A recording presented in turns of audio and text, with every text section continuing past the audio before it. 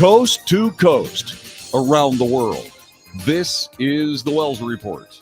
Greetings. My name is John David Wells. Welcome to the broadcast. It's good to have you here.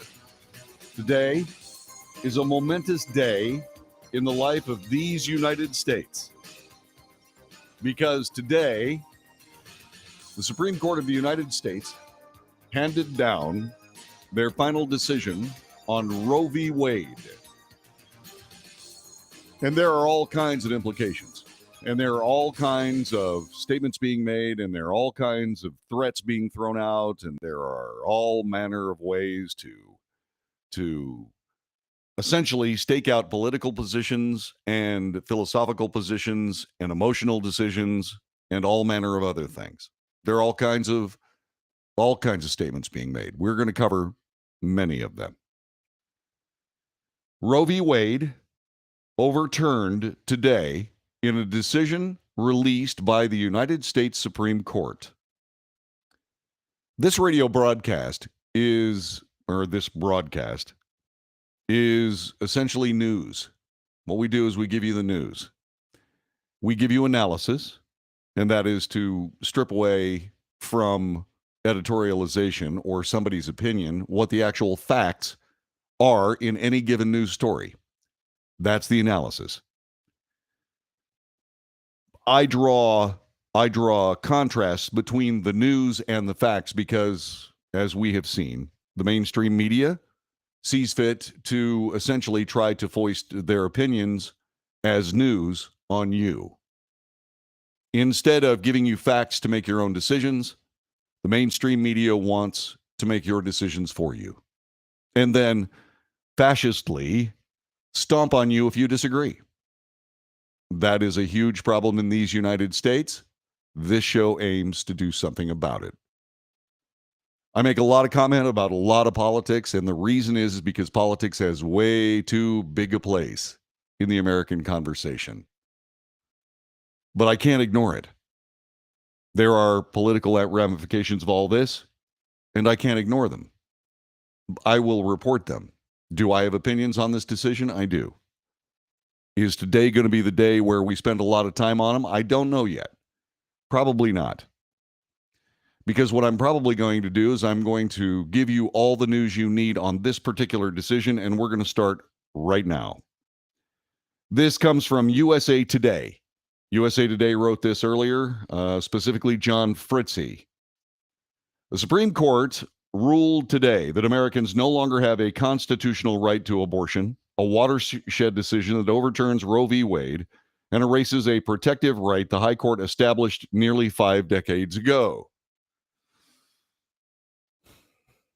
I was talking to a dear friend of mine, a longtime broadcaster ally of mine, and what I was talking about was my concern about giving you the actual reporting from a major news source, like I do with USA Today and Fox and CNN and MSNBC and all of them, the London Daily Mail, all across the world. And I have to point out bias. And I asked if that was creating a mess. In other words, when I would point out bias in these news articles. And we allowed as how that's probably not going to be an issue. So I have to point out the bias in this right off the bat. The first paragraph of this story is incorrect. Let me bring this to you. And by the way, this is not my opinion. This is simply incorrect. The Supreme Court ruled Friday that Americans no longer have a constitutional right to abortion. In point of fact, Roe v. Wade, the decision in 1973, did not establish a constitutional right to abortion. It was just widely accepted that it established this right. There are only two ways to establish rights, actually only one. There are only two ways to establish rights in these United States. You can legislate a law that makes it possible to do a thing, or you can amend the Constitution.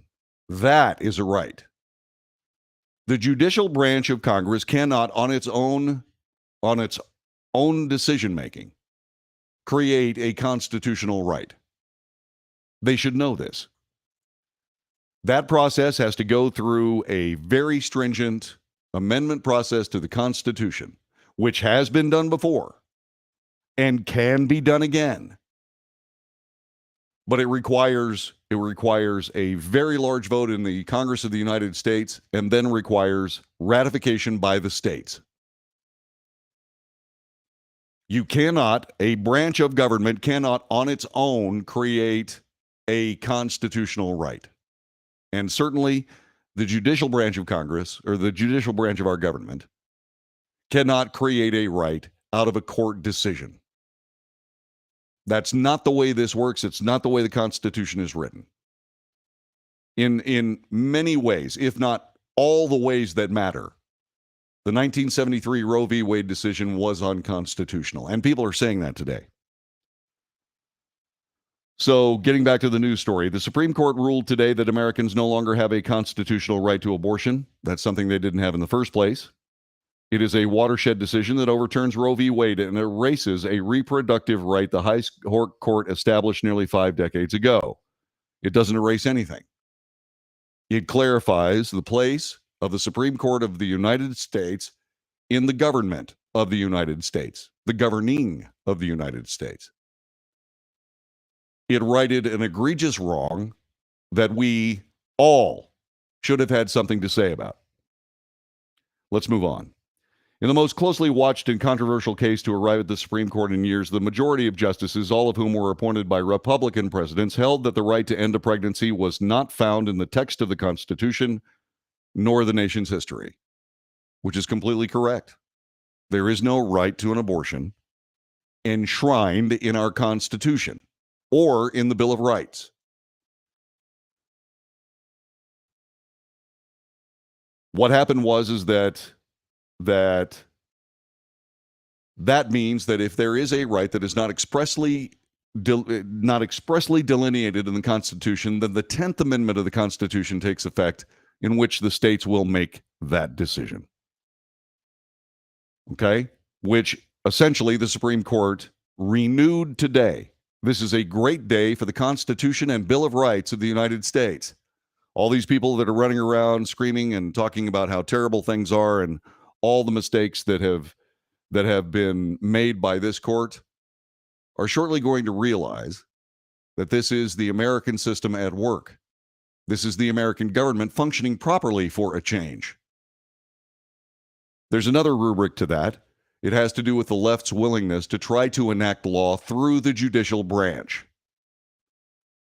That's something that cannot happen. And that's something that was corrected today. The decision set off a flurry of reactions from political leaders on the right and left, including President Joe Biden. We will play President Joe Biden's speech coming up next hour on the Wells Report.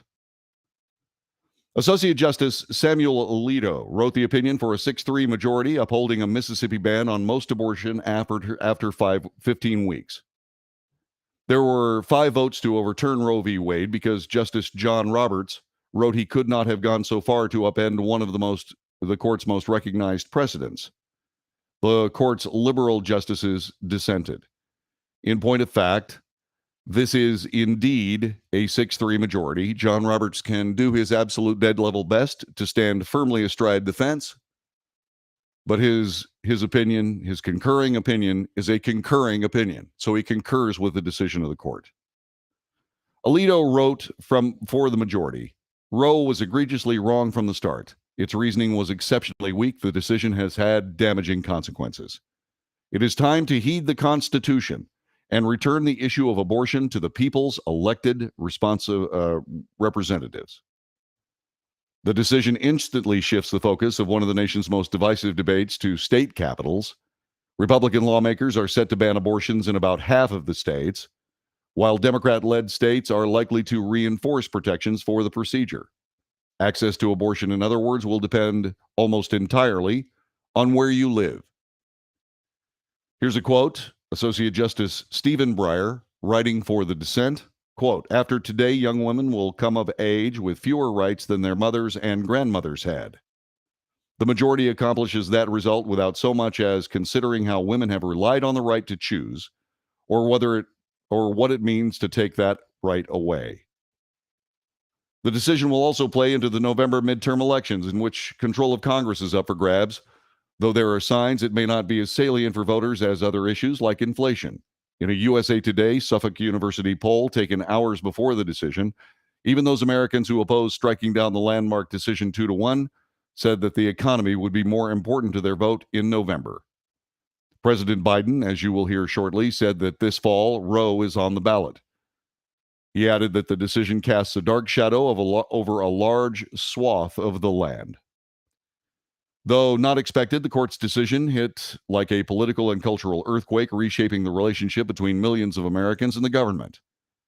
Though the opinion will be celebrated by conservatives, it will almost certainly lead to protests, lawsuits, charges from the left that the nation's highest court, ostensibly above the partisan fray, is just as political as other branches of federal government. That's exactly what happened when a draft opinion in Mississippi's challenge to Roe v. Wade leaked on May 2nd. The unprecedented breach of the Supreme Court protocol, which showed how conservative justices might overturn Roe, led to protests across the country. The opinion today appeared to closely track with the earlier leaked draft. Anti-abortion groups, which had pushed for Friday's outcome for decades, applauded the decision.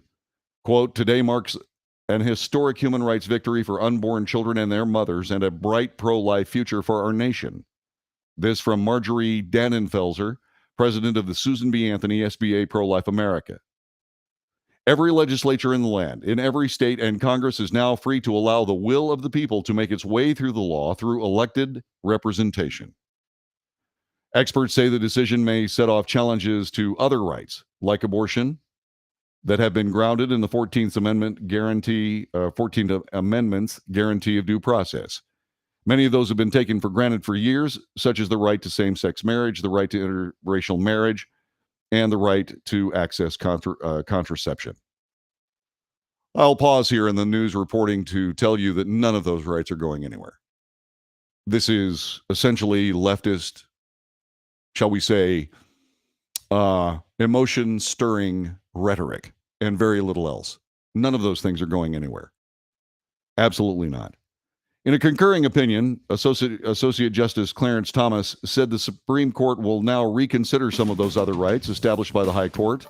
No other member of the court joined Thomas, and the court's majority opinion stressed the other rights were not at issue in this case. Once again, just as Chief Justice John Roberts wrote, Clarence Thomas can write as well. But the actual opinion of the Supreme Court stands as the majority opinion written by Justice Samuel Alito. It is a huge day today. This is the day where the people of the United States were represented by the Supreme Court of the United States. It is a good day, although many people will not believe so. You're listening to the Wells Report. Our telephone number is 817-379-2172. You can call in immediately and tell me what you think. Please do. 817-379-2172. More of the Wells Report is coming up next.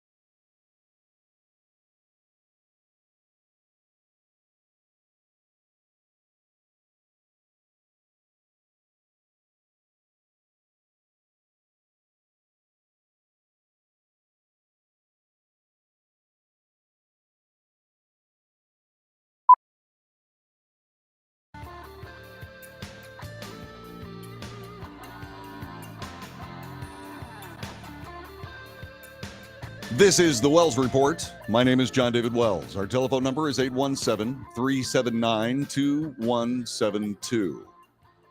Please call and weigh in on what you heard from the Supreme Court of the United States today.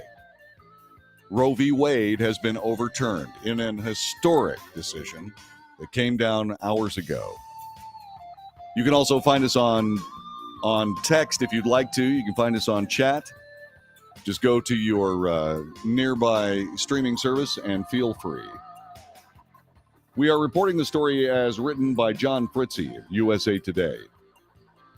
Democrats and groups that support abortion rights decried the decision today from the Supreme Court. Quote, today the Republican-controlled Supreme Court has achieved GOP's dark and extreme goal of ripping away a woman's right to make their own reproductive health decisions. This from House Speaker Nancy Pelosi.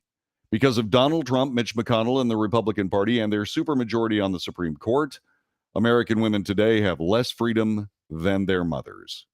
The opinion follows a decades-long movement by conservatives to overturn the High Court's 1973 Roe v. Wade decision, which established a constitutional right to abortion. It did not. The effort to roll back that right was aided by President Donald Trump, who was elected in 2016, in part on a promise to name justices who would overturn Roe v. Wade. Over the course of a single term, Trump managed to put 3 conservative justices on the High Court. At issue in the case is a Mississippi law that bans most abortions after 15 weeks of pregnancy. Jackson Women's Health Organization, the last abortion clinic in Mississippi, challenged the law in 2018, asserting it conflicted with Roe v. Wade in a subsequent case in 1992 that upheld Roe. A 7-2 majority in Roe v. Wade supposedly established a constitutional right to an abortion and allowed people to exercise the right until the end of the second trimester. A subsequent decision in 1992, Planned Parenthood versus Casey, ended the trimester framework and allowed people to obtain an abortion until viability, the point when a fetus can survive outside the womb, or about 24 weeks into a pregnancy. 2 lower federal courts agreed with the clinic, citing Roe and Casey. Mississippi appealed, asking the Supreme Court not only to uphold its ban, but to also do away with the constitutional right to abortion altogether. Because the issue is so divisive and personal, the state argued, it should be decided by state lawmakers accountable to voters, rather than by federal courts whose jurists enjoy lifetime appointments. The frenzy around the case, Dobbs v. Jackson Women's Health Organization, had almost as much to do with the justices who are on the High Court as it does with the Mississippi law. Conservatives enjoy a 6-3 majority on the court for the first time since the Roosevelt administration. 3 of them were nominated by Trump: Gorsuch, Kavanaugh, and Barrett. Mississippi had explicitly asked the Supreme Court to overturn Roe v. Wade, calling it dangerously corrosive in our constitutional system. That's a more aggressive position than the state took when it first brought the case to court in 2020. For years, the legal battle over abortion has focused on regulating the procedure, such as the requirements that minors inform their parents before ending a pregnancy, or requiring doctors to perform the procedure to have privileges at a nearby hospital. For anti-abortion groups, the Dobbs case represented the first opportunity in decades to focus squarely on whether the procedure itself is constitutional. Once again, I want to make this abundantly clear. Roe v. Wade did not establish a constitutional right. Only an amendment can do that. And we have to be true to that Constitution. Because the Constitution of the United States is worthy of being upheld. It is worthy of all of us, whether you agree with this decision or not. It is worthy of all of us to support our Constitution. The fact that the Constitution of the United States, the Bill of Rights, created the greatest country in the history of the human endeavor is not a debatable item. It's just not. And to be able to see this government through the judicial branch, a judicial branch that has been abused by the left to do legislation that they couldn't get through a regular state or national legislature, hopefully will come to an end based on the ramifications of this decision today. You are listening to the Wells Report, watching it too. Thanks very much for being here. It's Friday. Back with more in just a moment. And so, hello. So what I'm doing here is I'm I have decided to go ahead and leave one of these commercial breaks open so you guys can talk to me if you want to about anything you want to. So I'm going to go to the chat overlay. Once again, you can call at 817-379-2172. Okay. Jonathan Martin says, greetings, Johnny. Good to see you. Yvonne Field says, hello, JD and everybody. Kelly, great decision today by the Supreme Court. Abortion is not birth control. Jessica Hamilton Kennedy says, hi. Mike Renwee checks in. The scare tactics of the MSM, the mainstream media, are epic. If you listen to this on the mainstream media, you're going to be balled up crying, but this is a good decision. Correct. Gavin says, is it correct that Texas has new abortion laws in place that were to automatically engage as soon as this ruling was issued? Yes. By the way, we're going to be talking about that, I believe, next. Yes. Good deal. JD, one down and many to go. Well, we've got a lot of repair work to do on our nation. And it all starts with us, we the people, just as the framers of the Constitution intended.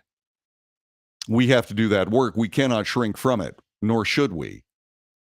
It is my hope that people believe that what we've seen here is worthy of the nation that made it happen. Hang on a second. All right.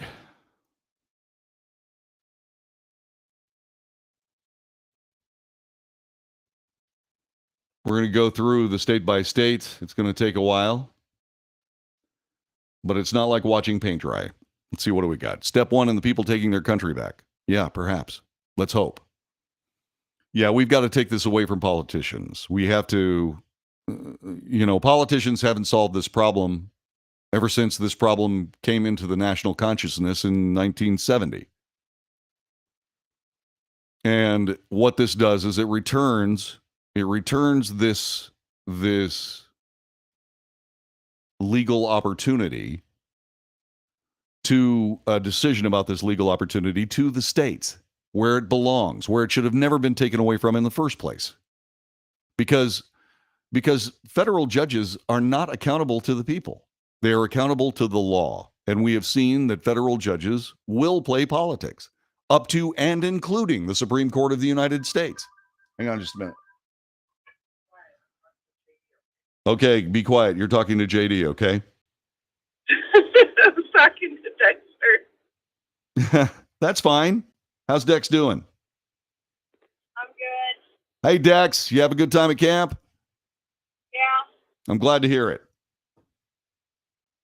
How's it going, Jessica? Well, I'm frustrated with the mainstream media's response to this whole thing because it's just the same old stuff. They're just saying, "Oh, you can't get an abortion anymore." All of this stuff. Well, let's save it. Let's save it for the air. Let's save it for the air, and we'll talk about it. Okay. Okay. How's everything else going? Good. How's Ms. Easton? I went kayaking this morning and got to see the Parade of Planets. Oh, how nice! That was awesome. Cool deal. Dexter. Just saying. What did he say? He said, thank goodness it wasn't a gay parade of planet. Okay. All right, young man. Funny. All right. But no, he's just telling you to keep it clean. Oh, of course. Keep it clean, keep it kind. Okay, by the way, people in the chat room, can you clearly hear Ms. Jessica? Yes or no? Give me a quick chat on that, would you please? Oh, of course, Mike. I thought I'd do that. Yep. We'll probably use the bottom of the hour until we have news, then we'll move it someplace else. But I'll give you one of these every hour at least, okay? All right, here we go. Stand by. Everybody quiet on the set. How's it going, Isaac? Stand by.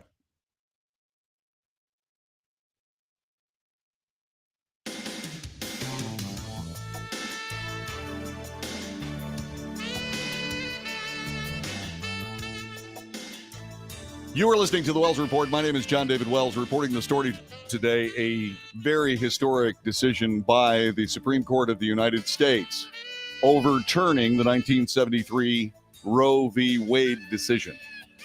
A decision that had been essentially manhandled out of reality by the mainstream media and by politicians who essentially saw an opportunity to motivate the people of the United States and especially their base.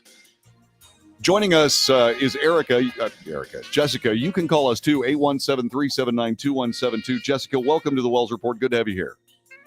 Hello. So what are your thoughts so far? What do you see out of this decision? Give us your perspective. Well, I love that they're talking about how divisive this is when we were already headed into being divided over so many other issues. And I mean, if you have any constitutional knowledge at all, then you know that this is the right decision if you in fact support the Constitution and love America. Well, I would go with you as far as support the Constitution.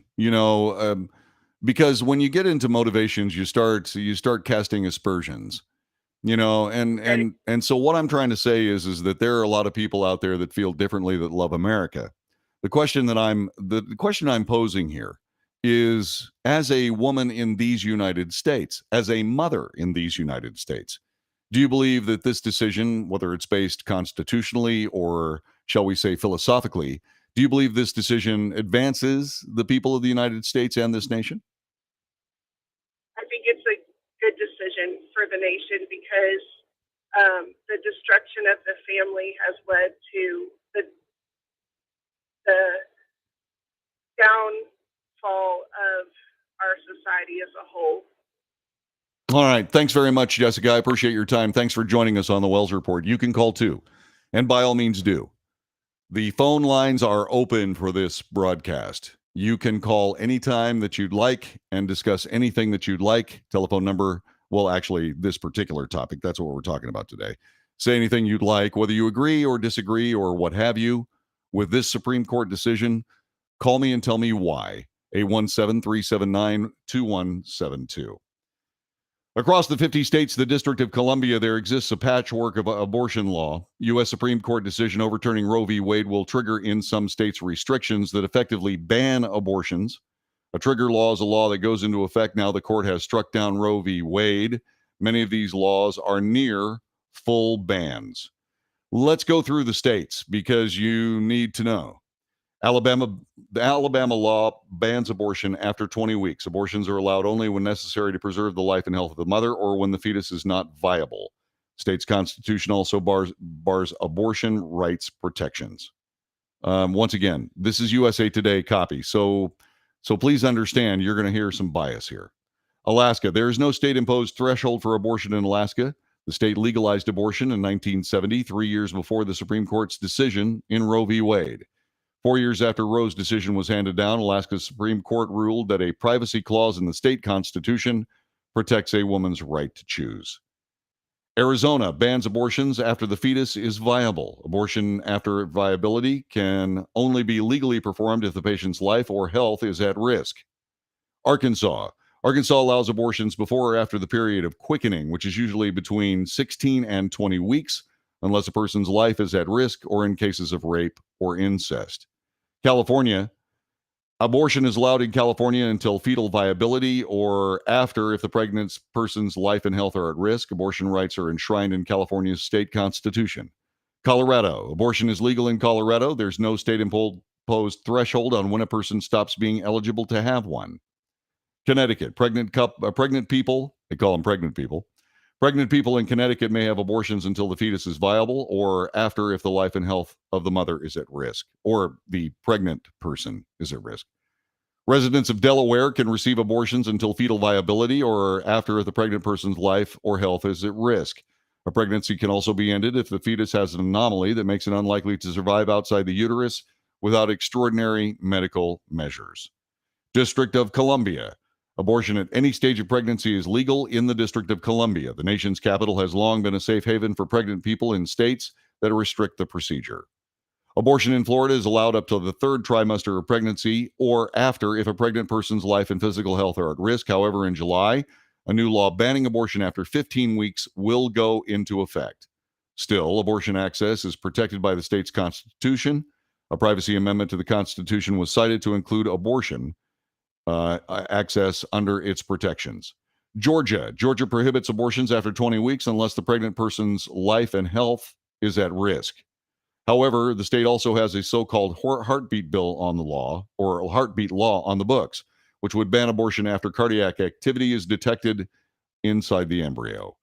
Abortion in Hawaii is legal until the fetus is viable or after if the pregnant person's life and health is at risk. Idaho. Abortion in Idaho is banned after 20 weeks unless the person's life is at risk. However, in March, Idaho passed a law that would ban abortions after 6 weeks and would allow private citizens to enforce the law via lawsuits. Illinois. Abortion in Illinois is permitted until a fetus is viable or after if the life and health of the pregnant person is at risk. The right to an abortion is protected by the Illinois Reproductive Health Act, which describes the right to make a decision about one's reproductive health as fundamental and asserts that a fertilized egg, embryo, or fetus does not have independent rights.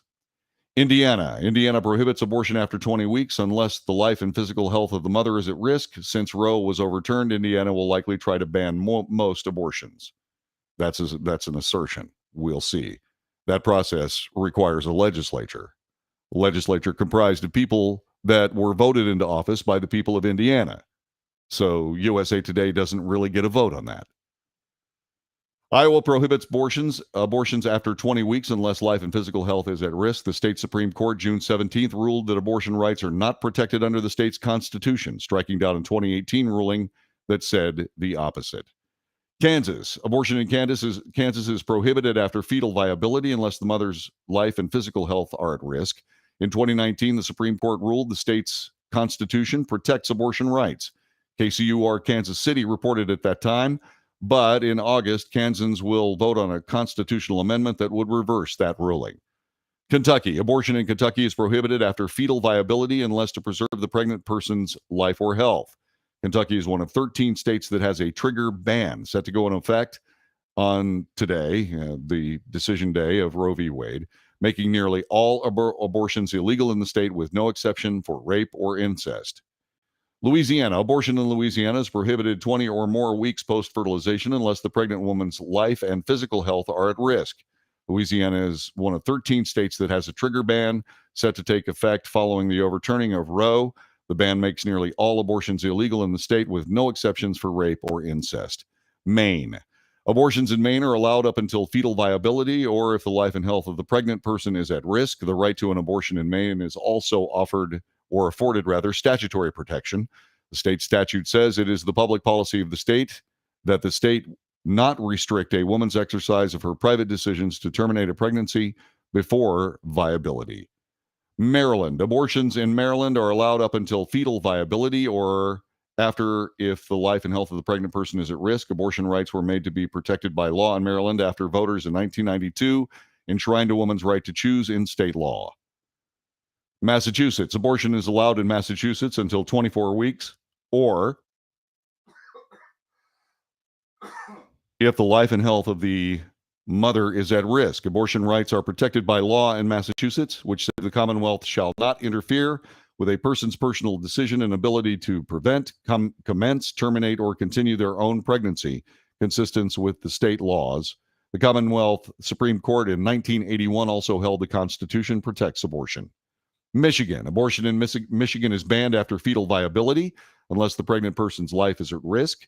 The decision striking down Roe effectively outlawed abortion in Michigan. That's because of the state's pre-Roe ban enacted in 1931, already on the books. The pre-Roe ban makes it a felony for providers to perform abortions unless they are necessary to preserve the mother's life. Minnesota. Abortions in Minnesota are legal up until fetal viability or after if the pregnant person's life is or health is at risk. Minnesota Supreme Court in 1995 recognized that privacy rights afforded by the state's constitution extend to the right of having an abortion. Mississippi. Abortions are banned in Mississippi 20 weeks until 20 weeks later, or excuse me, take two. Abortions in Mississippi are banned 20 weeks after pregnancy unless the life and physical health of the pregnant person is at risk. Mississippi is one of 13 states that has a trigger ban set to take effect after the U.S. Supreme Court decision today. Under the Mississippi ban passed in 2007, nearly all abortions will become illegal in the state within 10 days after the Roe decision. This after certification by the Attorney General has been completed. The trigger law names rape as an exception to the ban if formal charges have been filed. In Missouri, abortion in Missouri is banned after fetal viability unless the pregnant person's life and physical health is at risk. Missouri is also one of 13 states with a trigger ban set to take effect since Roe was overturned. Under the ban, nearly all abortions will become illegal in the state, no exception for rape or incest. Montana allows abortion until 20 weeks or fetal viability or after if the life and physical health of the pregnant person is at risk.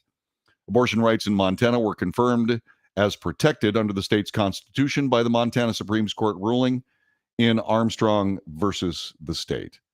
Nebraska. Nebraska allows abortions until fetal viability or after to preserve the life and physical health of the mother. Nebraska Governor Pete Ricketts said in May that if Roe is overturned, he would call a special session to ban abortion, according to Axios. So if Roe v. Wade, which was a horrible constitutional decision, said the governor, gets overturned by the Supreme Court, which we're hopeful of here in Nebraska, we're going to take further steps to protect preborn babies. Nevada. Nevada allows abortion until 24 weeks after the commencement of the pregnancy or after if life and health are at risk.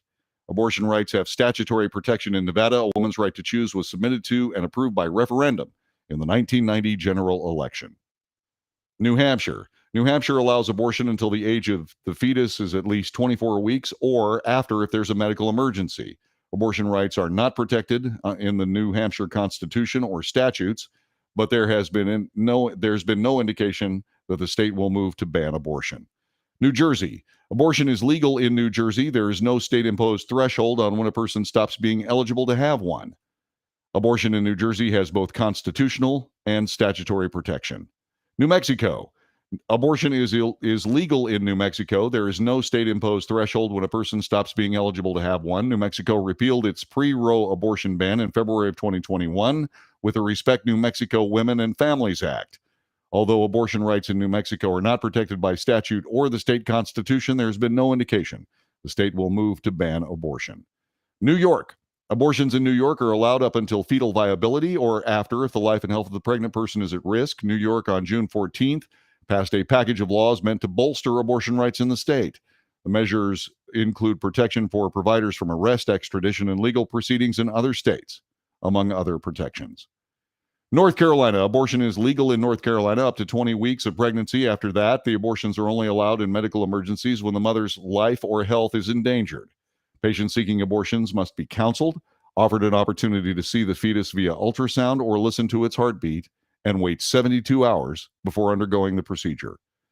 North Dakota has a trigger law set to outlaw abortions after the decision striking down Roe, except when it's necessary to save the mother's life. Previously, abortions have been allowed in the state during the first 12 weeks of pregnancy. Between 12 weeks and viability, they were allowed if performed at a hospital. After viability, abortions were only allowed when necessary to save the life or health of the mother. Ohio.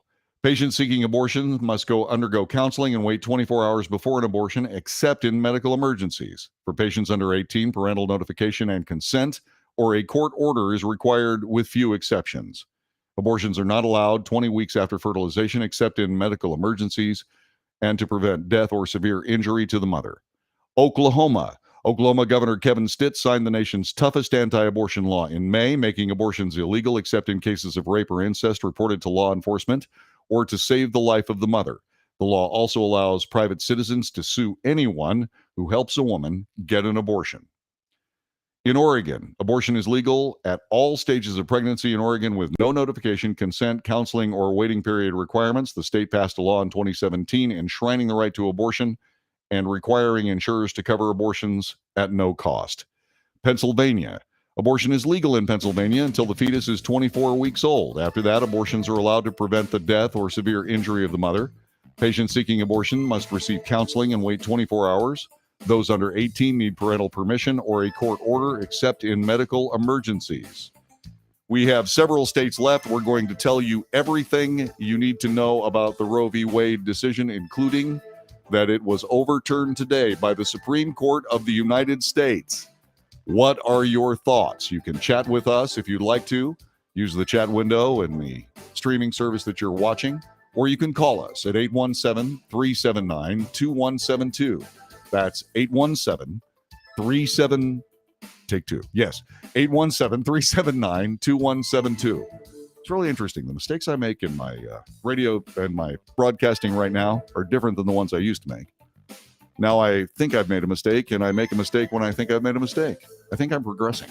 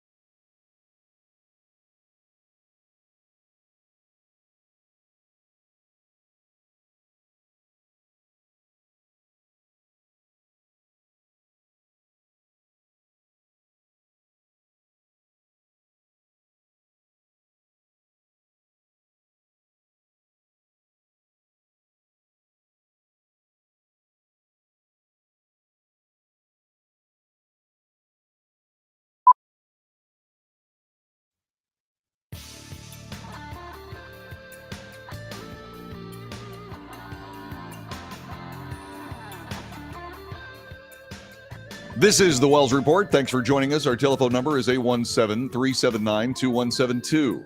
817-379-2172. Let's talk about the Roe v. Wade decision today. Whether you agree with the court or disagree with the court, let's talk about it. We are going through the abortion laws as they are on the books today, which is not the way they were on the books yesterday. So you will know exactly where all of these laws will be changing. Rhode Island, abortion is legal in Rhode Island until the point in which the pregnancy when a fetus could viably survive outside the womb. Abortions are allowed after that point when necessary to save the life or health of the mother. Patients under 18 must get parental permission or a court order to authorize the procedure. Rhode Island passed a law in 2019 protecting the right to abortion in the state. South Carolina, abortions are legal in South Carolina during the first 12 weeks of pregnancy after conception. During the second trimester, between the 12th and 24th week of pregnancy, they are allowed if performed in a hospital or a specially certified clinic. After the 24th week, abortions can only be performed to save the life and health of the mother. According to the law, if the mother is married and living with her husband's consent, though requiring spousal consent was found unconstitutional in 1976. Patients must undergo counseling and wait 24 hours before the procedure. South Dakota had previously allowed abortions during the first 12 weeks of pregnancy. From 12 weeks through 22, they had to be performed in a hospital or specially equipped medical office. After 22 weeks, abortions were only allowed in medical emergencies. South Carolina has a trigger law that immediately outlawed abortion following the Roe decision, except in cases where the mother's life is in danger. Performing an abortion outside those cases is a felony. Tennessee passed a trigger law in 2019 that makes abortion illegal 30 days after the decision issued today overturned Roe v. Wade. Exceptions are to save the life of the mother or to prevent severe injury to her. Now abortion is allowed in Tennessee during the first 3 weeks, make that the first 3 months of pregnancy. After that, abortions are allowed if performed in a hospital up to the point of fetal viability. Texas. Last year, Texas passed a law known as the Texas Heartbeat Act, which bans abortions after the detection of a fetal heartbeat, typically around 6 to 8 weeks of pregnancy, except in medical emergencies. It also allows private citizens to bring lawsuits against those who help individuals get an illegal abortion. Utah passed a so-called trigger law in 2020 that is set to impose a near total ban on abortion. Now that Roe v. Wade is overturned, the law allows for exceptions of rape or incest when the mother's life or health is in danger or if the fetus has a severe defect. Vermont allows abortion at any stage of pregnancy for any reason, prohibits interference with abortion access by any public entity. They passed a law in 2019 affirming abortion rights in the state. Legislatures have teed up an amendment to the state's constitution guaranteeing that right. Virginia. Abortions are allowed in Virginia during the first trimester of pregnancy. During the second trimester, they are allowed if performed at a hospital. In the third, they're only allowed if the mother's life or health is in jeopardy. The state in 2020 repealed a provision requiring patients to undergo ultrasound and counseling and wait 24 hours before an abortion. Minors are required to have an authorized person, a parent or legal guardian, provide written consent. Washington. Abortion is legal in Washington before the fetus reaches viability, meaning it could survive outside the womb. Afterward, abortions are allowed only to save the health and life of the mother.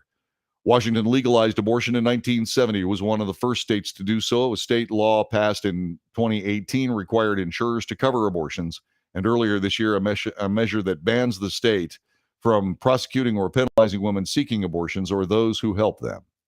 West Virginia. Abortion is illegal, beginning 20 weeks post-fertilization unless necessary to prevent a pregnant woman's death or substantial physical impairments. A 2022 law prohibits abortions because of disability diagnoses. There are no protections for abortions in the West Virginia Constitution. Abortion in Wisconsin is prohibited if the possible post-fertilization age of the unborn child is 20 or more weeks. The state has an unenforced pre-Roe v. Wade abortion ban dating back to 1849 that made it a felony for anybody other than the mother to intentionally destroy the life of an unborn child unless it saves her life. Wyoming. Abortion in Wyoming is allowable until viability. Afterwards, it's only allowed when necessary to preserve a woman's life or health is substantially endangered.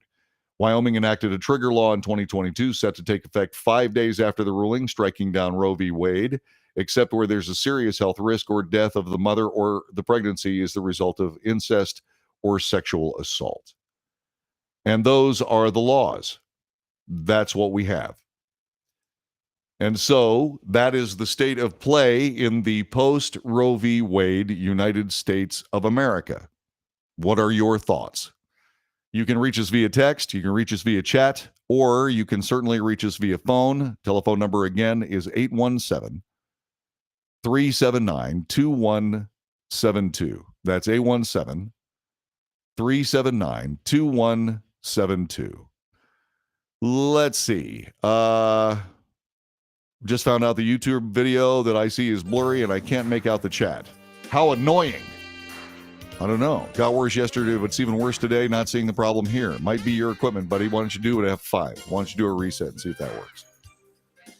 Where is it in the Constitution that says abortion is a right? It's not there. It's not there at all. And that's the problem with Roe v. Wade. There was no right enshrined in the Constitution. There can be. There can be. And there are people that can figure this stuff out. All you have to do is pass a constitutional amendment. Biased, one-sided news masquerades as objectivity while practicing articulate deceit. Not illegal, but it's the enemy of freedom, says Dr. Michael Hurd. You're not talking about the Wells Report, are you? Pallets of bricks on the city streets? Gosh, I hope not. You are listening to the Wells Report. Back with more coming up in just a couple of moments. Friday, on an historic day in the United States of America. Back with more in just a moment. And okie dokie. And so I'm going to go do some terribly important business. Peace, love, joy.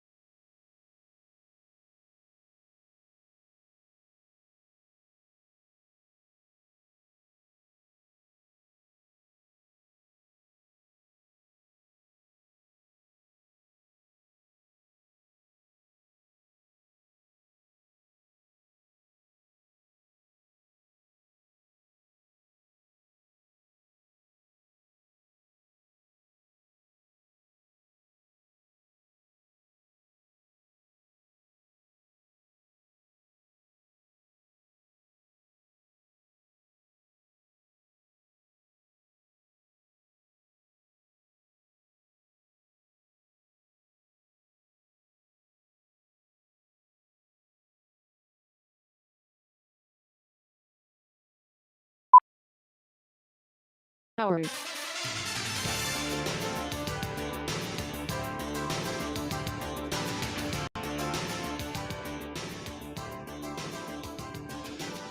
North to south, coast to coast, around the world. This is the Wells Report. Today's Friday, an historic day in the history of the United States of America. The Supreme Court earlier today issued an opinion officially that overturned Roe v. Wade. The President of the United States immediately spoke to the nation. Here is what he had to say today. And this happened about an hour ago. Today is it's not hyperbole to suggest a very solemn moment. Today, the Supreme Court of the United States expressly took away a constitutional right from the American people that it had already recognized. They didn't limit it, they simply took it away. That's never been done to a right so important to so many Americans. But they did it. It's a sad day for the court and for the country. 50 years ago, Roe v. Wade was decided and has been the law of the land since then. This landmark case protected women's right to choose, her right to make intensely personal decisions with her doctor, free from the interference of politics. It reaffirmed basic principles of equality, that women have the power to control their own destiny, and it reinforced a fundamental right of privacy, a right of each of us to choose how to live our lives. Now, with Roe gone, let's be very clear.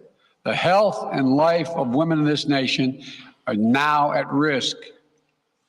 As chairman and ranking member of the Senate Judiciary Committee, as vice president and now as president of the United States, I've studied this case carefully. I've overseen more Supreme Court confirmations than anyone today, where this case was always discussed. I believe Roe v. Wade was the correct decision as a matter of constitutional law and application of the fundamental right to privacy and liberty in matters of family and personal autonomy. It was a decision on a complex matter that drew a careful balance between a woman's right to choose earlier in her pregnancy and the state's ability to regulate later in her pregnancy. A decision with broad national consensus that most Americans of faith and backgrounds found acceptable, that have been the law of the land for most of the lifetime of Americans today. And it was a constitutional principle upheld by justices appointed by Democrat and Republican presidents alike. Roe v. Wade was a 7-2 decision written by a justice appointed by a Republican president, Richard Nixon. In the 5 decades that followed Roe v. Wade, justices appointed by Republican presidents from Eisenhower, Nixon, and Reagan, George W. Bush, were among the justices who voted to uphold the principles set forth in Roe v. Wade. It was 3 justices named by one president, Donald Trump, who were the core of today's decision to upend the scales of justice and eliminate a fundamental right for women in this country. Make no mistake, this decision is a culmination of a deliberate effort over decades to upset the balance of our law. It's a realization of an extreme ideology and a tragic error by the Supreme Court, in my view. The court has done what it has never done before, expressly take away a constitutional right that is so fundamental to so many Americans that had already been recognized. The court's decision to do so will have real and immediate consequences. State laws banning abortion are automatically taking effect today, jeopardizing the health of millions of women, some without exceptions. So extreme that women could be punished for protecting their health. So extreme that women and girls were forced to bear their rapist's child, with the child a consequence. It just stuns me. So extreme that doctors will be criminalized for fulfilling their duty to care. Imagine having a young woman have to carry the child of incest as a consequence of incest. No option. Too often the case. The poor women are going to be hit the hardest. It's cruel. In fact, the court laid out state laws criminalizing abortion that go back to the 1800s as rationale. The court literally taking America back 150 years. This is a sad day for the country, in my view. But it doesn't mean the fight's over. Let me be very clear and unambiguous. The only way we can secure a woman's right to choose, the balance that existed, is for Congress to restore the protections of Roe v. Wade as federal law. No executive action from the president can do that. And if Congress, as it appears, lacks the votes to do that now, voters need to make their voices heard. This fall, we must elect more senators and representatives who will codify women's right to choose into federal law once again. Elect more state leaders to protect this right at the local level. We need to restore the protections of Roe as law of the land. We need to elect officials who will do that. This fall, Roe is on the ballot. Personal freedoms are on the ballot. The right to privacy, liberty, equality, they're all on the ballot. Until then, I will do all of my power to protect a woman's right in states where they will face the consequences of today's decision.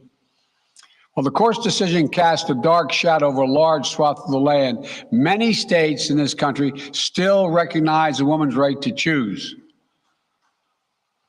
So, if a woman lives in a state that restricts abortion, the Supreme Court's decision does not prevent her from traveling from her home state to the state that allows it. It does not prevent a doctor in that state from treating her.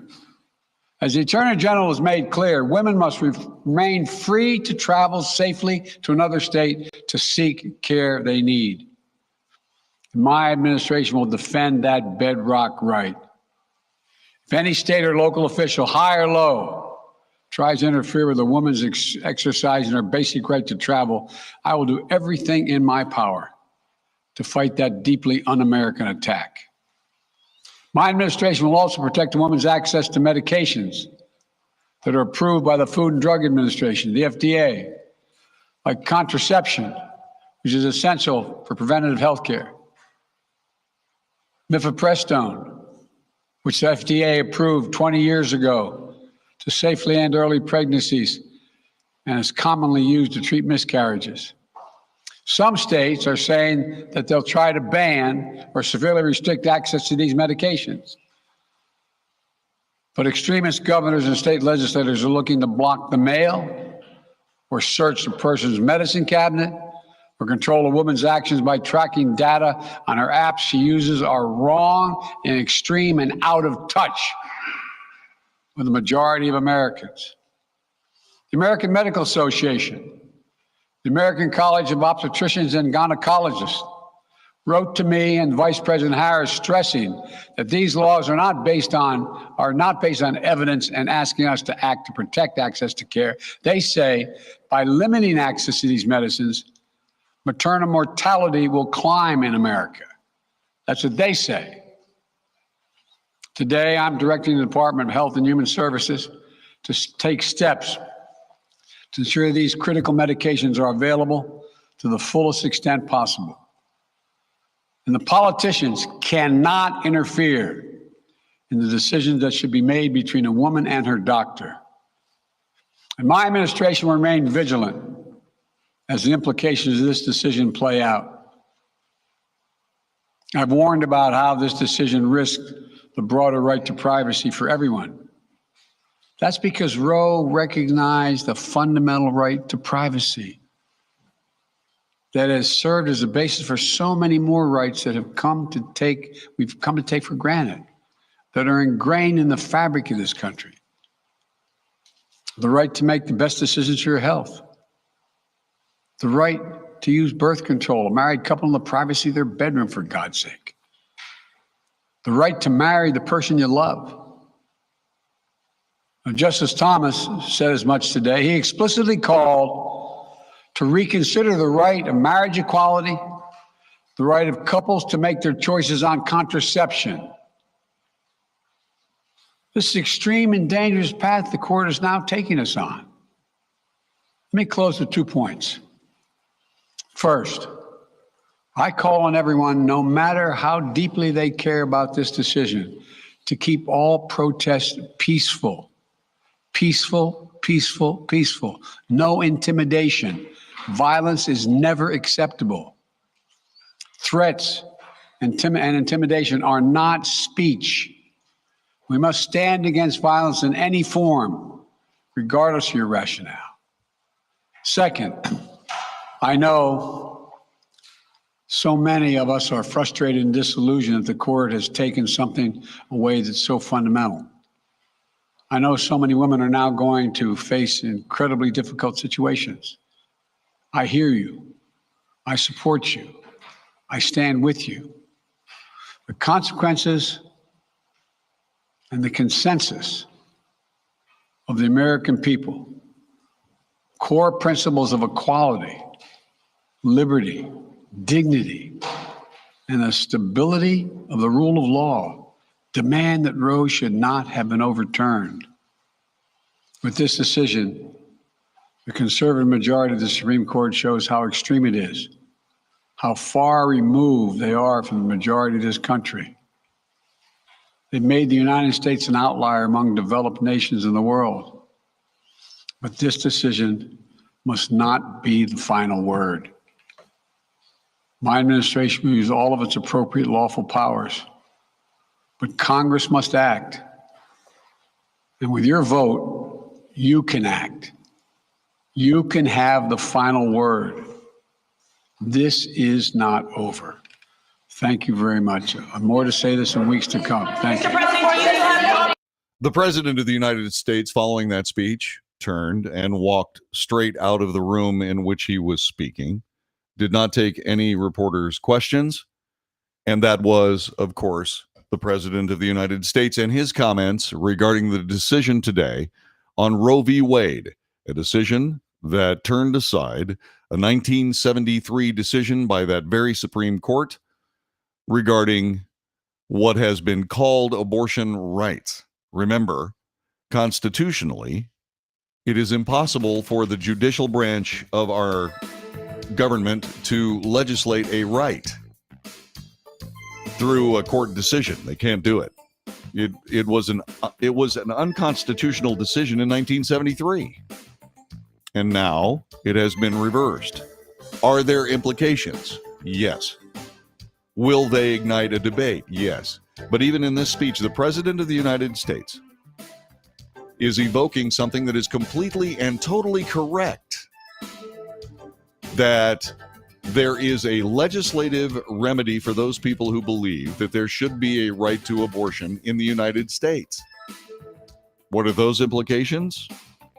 How will that play out? We'll discuss that later on today on the Wells Report. You have carte blanche to call anytime you'd like, 817-379-2172. This is the Wells Report, back with more in just a moment.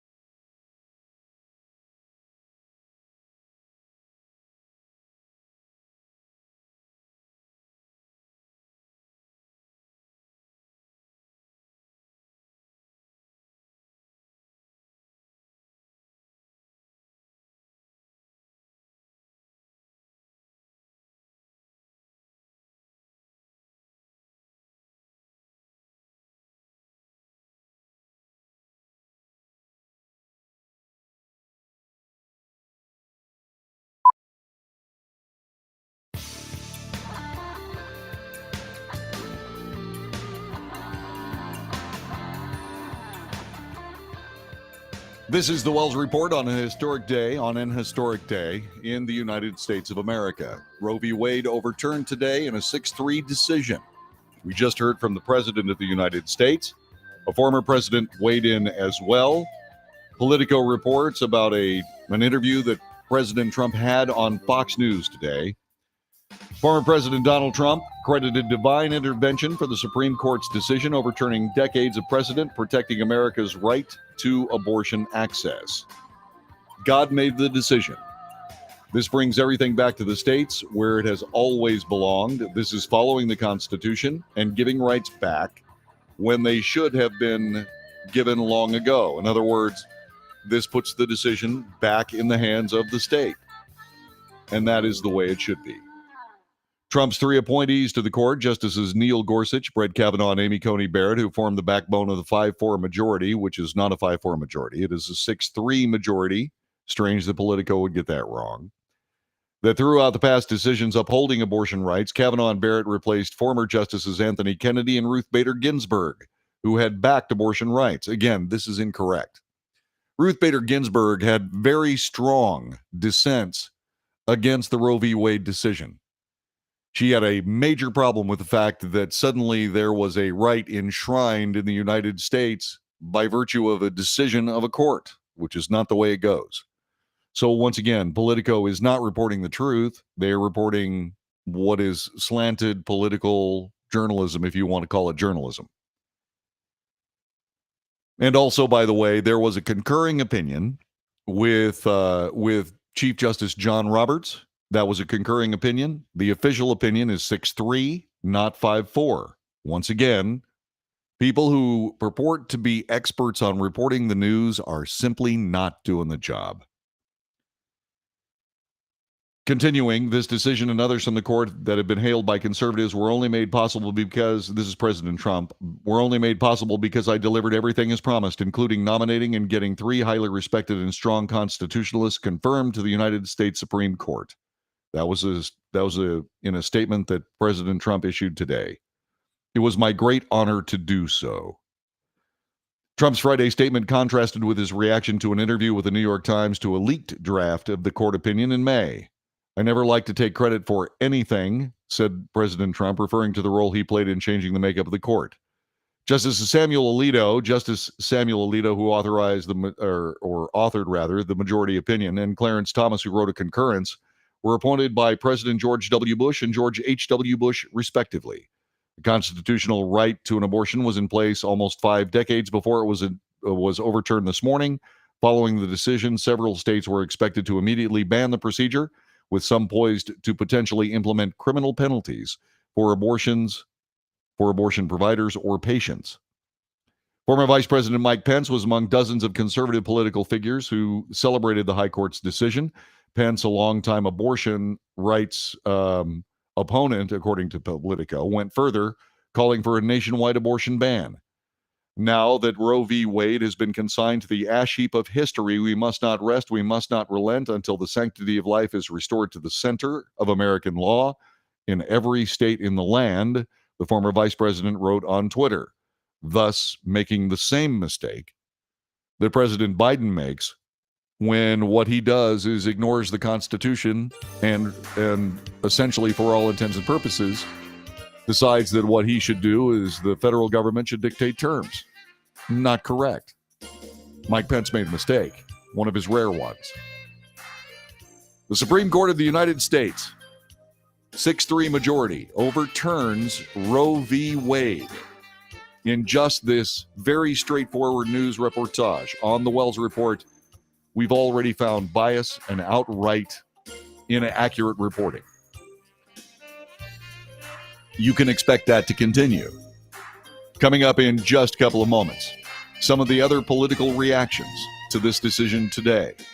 We will go through these, and once again, please understand that you are welcome to weigh in on the phone or on the chat. Our telephone number is 817-379-2172. Operator is standing by. It's me. I'm the one. Back with more of the Wells Report in just a moment. Okay, so this is where we get to talk. This is one of those segments. So this is what we're doing. I'm going to give at least one of the segments per hour to interaction with the chat room. Gary Absher writes, so frustrating people are ignorant about this, that this was about the Constitution. It could have been about paper plates. The court says the legality of paper plates is up to the states. I'm losing friends over this, and I don't care. Well, that's very unfortunate. David Bailey says, pretty simple why this case went the way it did. Quote, the power is not delegated to the United States by the Constitution nor prohibited by it to the states, are reserved to the states respectively or to the people. It's unambiguous. Thanks very much. That's the 10th Amendment to the Constitution. Let's see. David Keith said to Gary Absher, well said, sir. Mike Renwee, Dick's Sporting Goods is going to reimburse travel expenses up to $4,000 for people enrolled in their Medicare or their medical plan. Glad it was 6-3, not 5-4. That keeps it in the middle of the road where it should be. Let's see. Can't believe Roberts voted to overturn. He was so disappointing, upholding backtracked twice. Okay. I don't know what that means. I think there's a typo there somewhere. Alicia says hi. David Keith replying to Gavin Mealy. Gavin Mealy, yes. So what's next? Gay marriage or interracial marriage? Isaac Tate says. One of the interesting things about this is that the Chief Justice of the United States, for all intents and purposes, picks the cases the Supreme Court takes. I would not expect Chief Justice John Roberts to entertain either of those, gay marriage or interracial marriage. My only problem with gay marriage was that it was imposed on the states by an overarching federal government. It was not imposed on the states. Sorry, it was imposed on churches. There is a separation between church and state. To force churches into backtracking on thousands of years of their biblical teachings was wrong. And I said it at the time. I said what needs to happen is that you should render unto Caesar's what is Caesar's. Marriage is biblical. A civil ceremony, marriage if you'd like to call it that, is a civil matter. In other words, it is of Caesar's. Marriage is of the Lord's. That's the only problem I have with gay marriage. If people want to get married, I have no problem with that whatsoever. Absolutely not. Interracial marriage, done for. The Supreme Court will not hear a case to overturn interracial marriage, and will likely not hear a case to overturn gay marriage either. Let's see. Yes. Chief Justice John Roberts tried to play both ends against the middle as usual, but his concurring opinion is still a concurring opinion, therefore 6-3. Let's see, what else? 2 of Trump judges lied about overturning Roe v. Wade in their hearings. No. What they did was they said that they would follow stare decisis, in other words, the precedents. One of the problems with this, Isaac, is that original decision was flawed. Even Ruth Bader Ginsburg said that. She said it was extra constitutional because it was. This was a mistake made in 1973. And then this whipped up this popular frenzy that suddenly there was a right to an abortion in the Constitution and in our nation. That was not the case. Arthur Davenport, under the 14th Amendment, I'm thinking that an absolute ban or terminating a pregnancy would be a violation of the Constitution. Pregnancy being defined as when the egg implants into the uterine wall. I've heard a few of my friends argue that preventing a fertilized egg from implantation should be illegal. I disagree. Just like Roe was overturned, I predict the next 15 years, this decision will be overturned. I don't know. We'll see.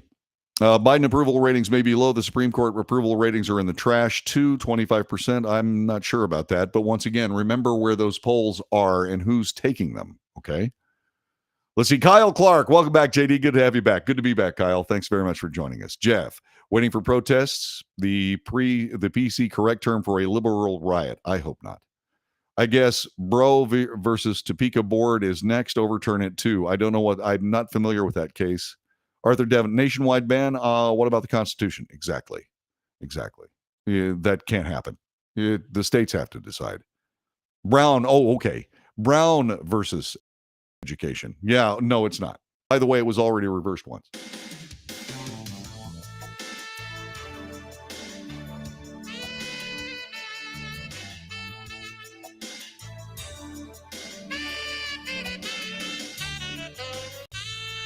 This is the Wells Report. More than ever, this is a news day. In many ways, there is only one story today: the historic reversal of a half century of Roe v. Wade. It is a done deal. Supreme Court of the United States has reversed itself and overturned Roe v. Wade. The President of the United States talked a little bit about this and played some politics. And what I want to do here is, before we get to some of the other reactions, we just played President Biden's speech. We also discussed what Donald Trump is saying today. President Biden is absolutely correct in one of his assertions in that speech. This does not illegalize abortion in the United States, although there are states that are attempting to do so. We will see how that actually plays out. Remember, politics is a game of, shall we say, anticipation and political posturing. Okay? So a lot of people pass laws that are supposed to trigger immediately after a Roe v. Wade decision. It's going to be interesting to see how long those laws last. Moreover, it's also going to be interesting to see how long the politicians who pass them last. There will be a change as time goes by. But at least the change that we're discussing is not made in the federal courts, unelected people wearing black robes. Now those decisions will be made by the states, which is the entire point of all of this. The entire point. Let's see. Roe v. Wade is on the ballot. The president said that Roe v. Wade was on the ballot. It is. He called for Americans to elect people that would codify, in other words, legislate the supposed rights enshrined in Roe v. Wade. Nothing in this decision stops that. As a matter of fact, that's the way it should have happened to begin with. And by the way, it's politicians evading the responsibility of doing that put it in the courts in the first place. And so what this does is it returns the decision to the people, either in a state level or in a federal level. But legislation was the way to deal with this, up to and including a constitutional amendment. Up to and including a constitutional amendment. That is the way you enshrine a right in the Constitution. You don't do it with a judicial decision. It's just not done. Now, I'd call for people to stop electing politicians. The president is calling for people to elect liberal politicians or even progressive politicians that want to codify abortion as legal in all 50 states. That's okay. That's okay. I'm not saying that abortion in all 50 states is okay. I have my own personal opinions, but that's not what we do here. We're reporting the news. It's okay for the president to call for voters to make a decision. Speaking of that, he talked a little bit about doing that, and that firmly sets what the Democrat agenda going into the 2022 election is going to be. They are going to become, and this is probably one of those unexpected or maybe even unintended consequences. If indeed the Democrat Party, because now politicians have to make a decision, they have to go on the record, they have to plant their feet and say, okay, I'm either for this abortion or I'm not against this abortion issue. They have to decide. They have to go on the record. And they will be judged by the people for doing so either way. Again, which is exactly the way it's supposed to be.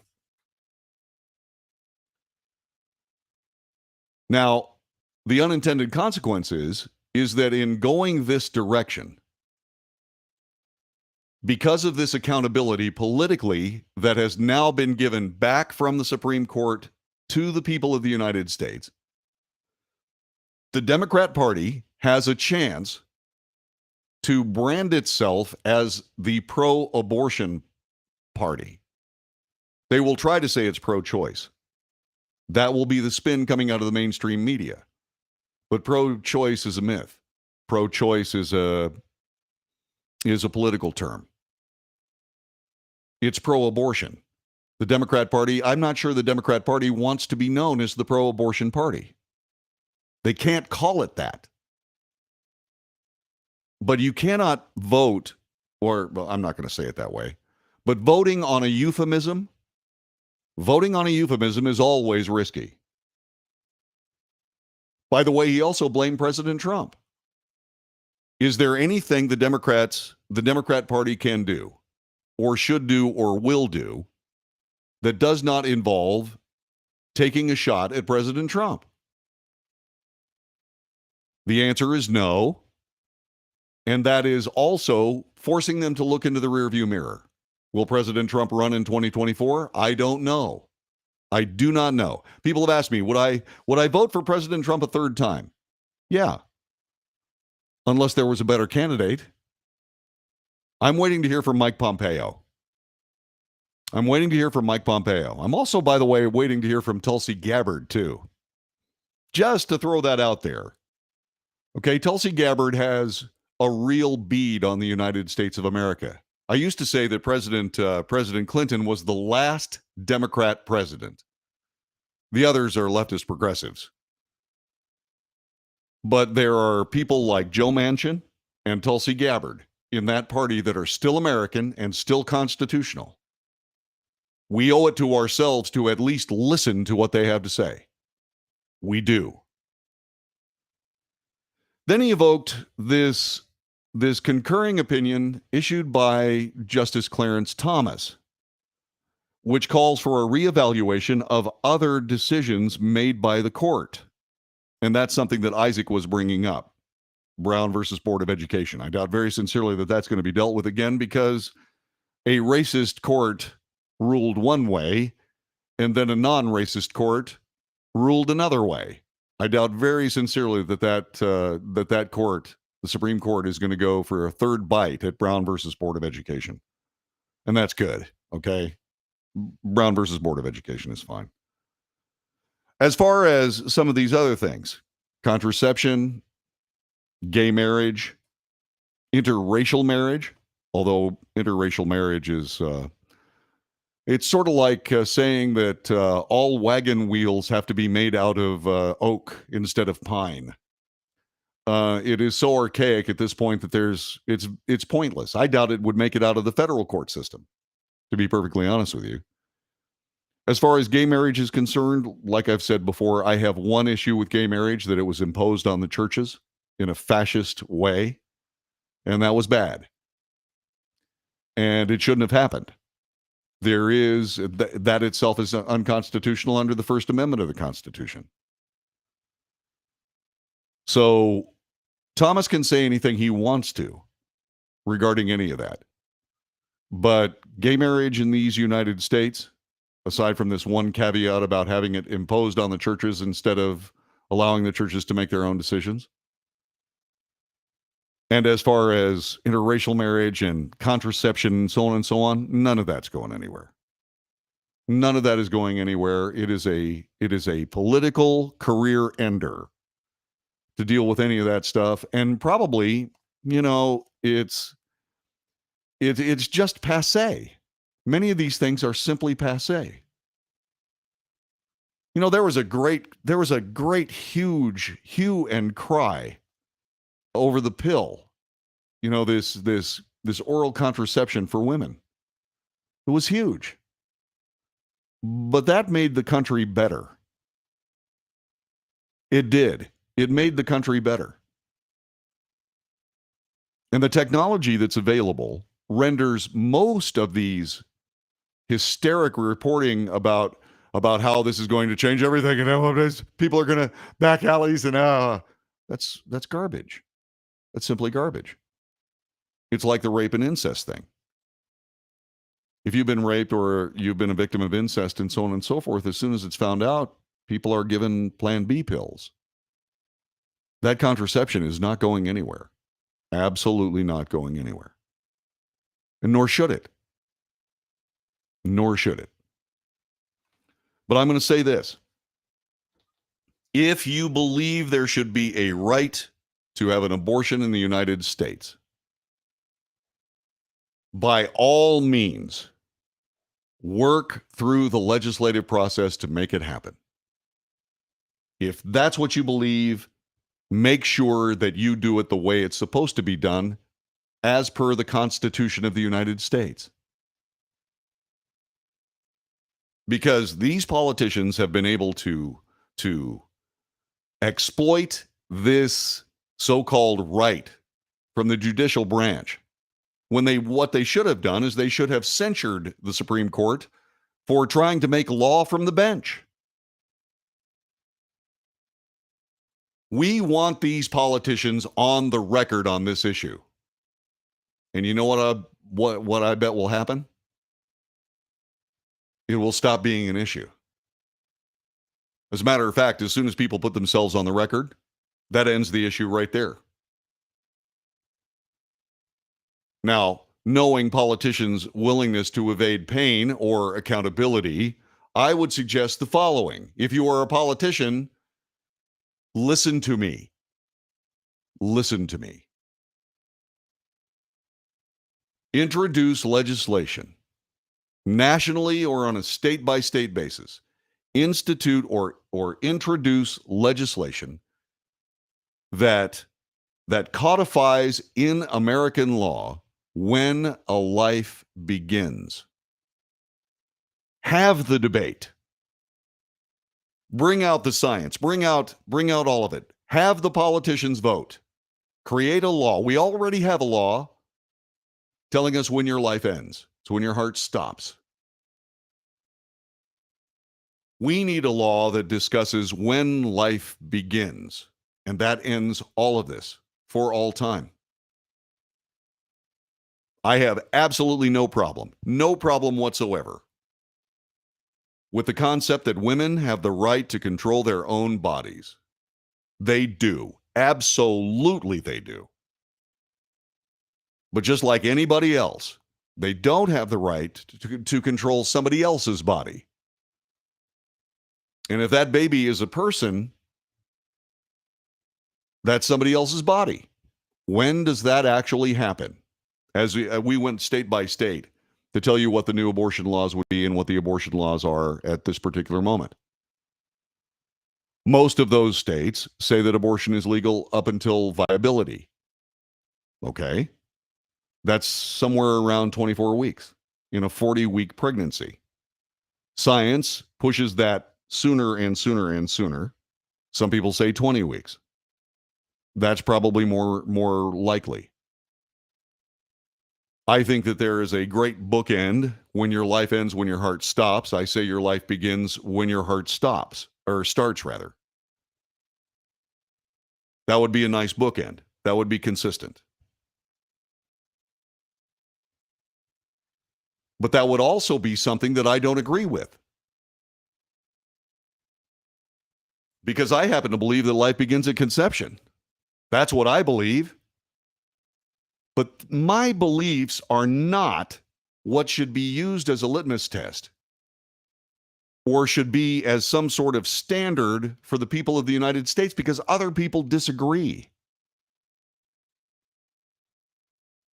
I believe in the heartbeat bills, even though that's at odds with my own beliefs as to when life begins. Because this isn't simple.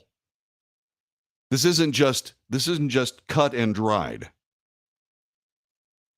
This is an important decision that should be made together. And when you have all these people that are trying to split us in so many different ways and put one faction against the other, against the other, against the other, it is destructive to our nation.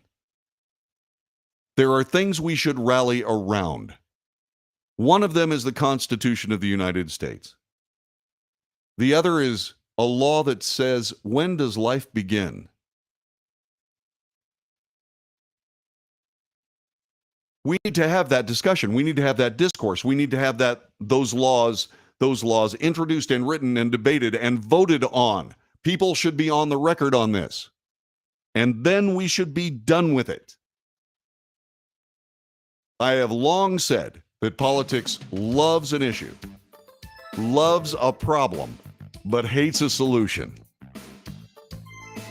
The exploitation of this incredibly complex terribly painful circumstance.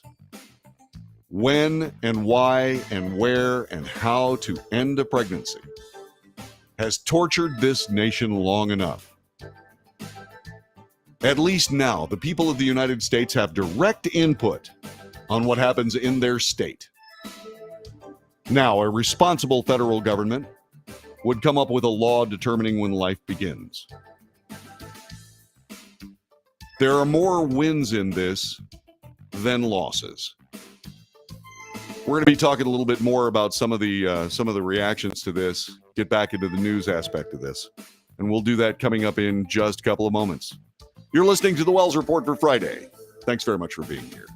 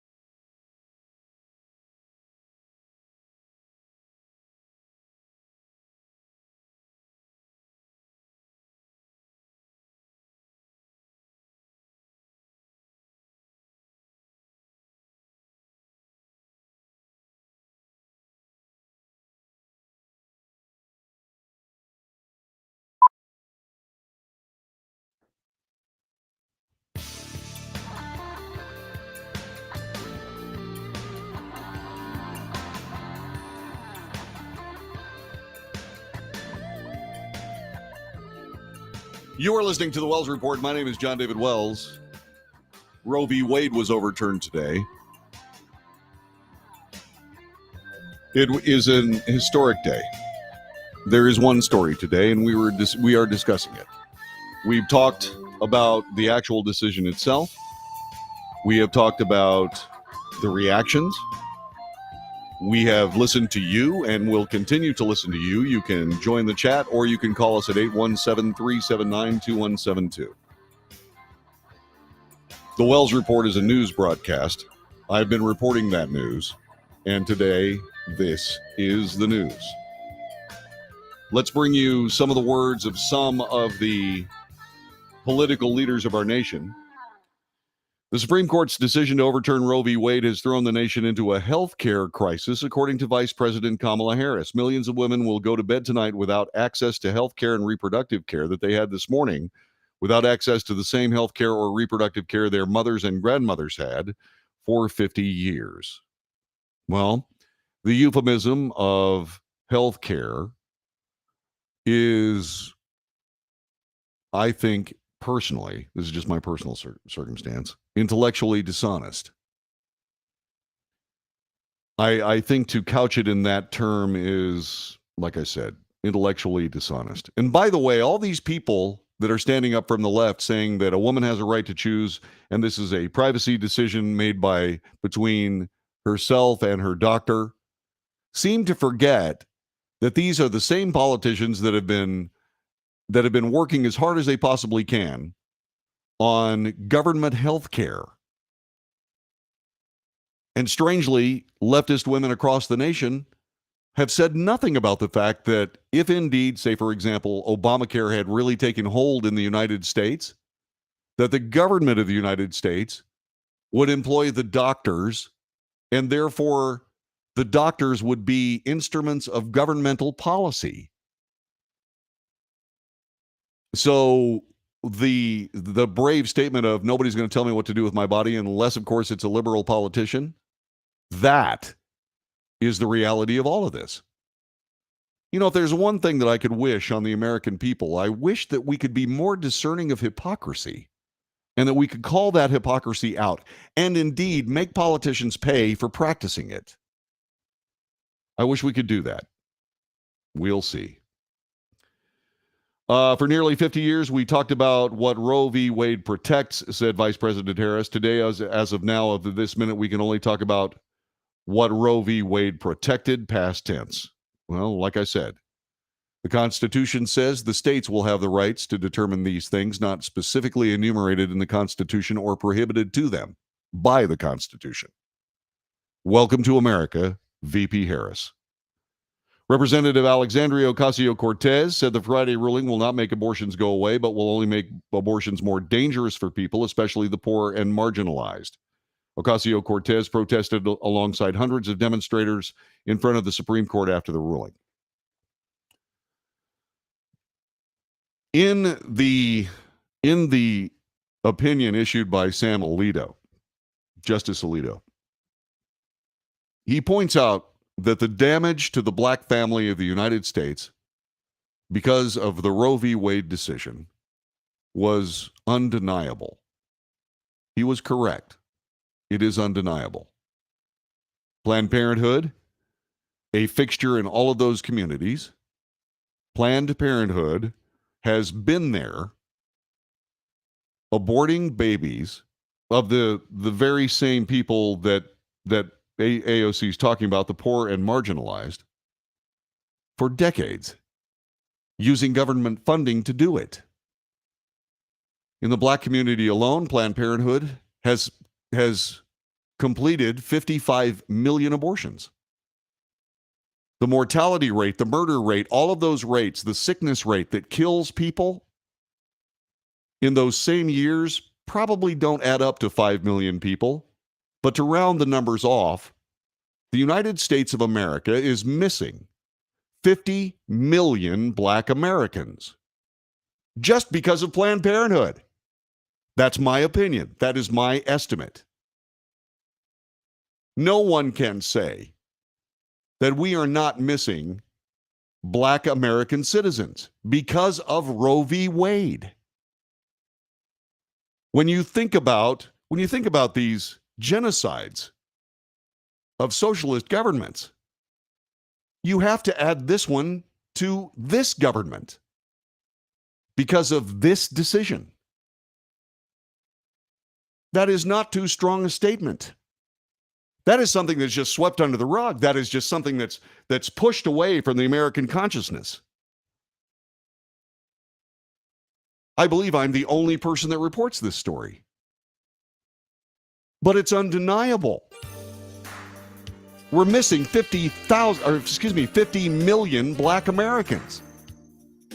So much for this decision being dangerous for people, especially the poor and marginalized. What are you guys talking about?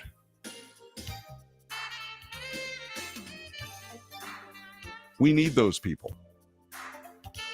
We can't get them back. They're gone. But we can certainly not repeat the mistake that caused us to lose them in the first place. America will be stronger for this decision. America will be better. Poor and marginalized families will have to stick together. And that will repair a long-standing mess created by some of these same politicians that are trying to keep that ball rolling. I hope they're unsuccessful. This is the Wells Report.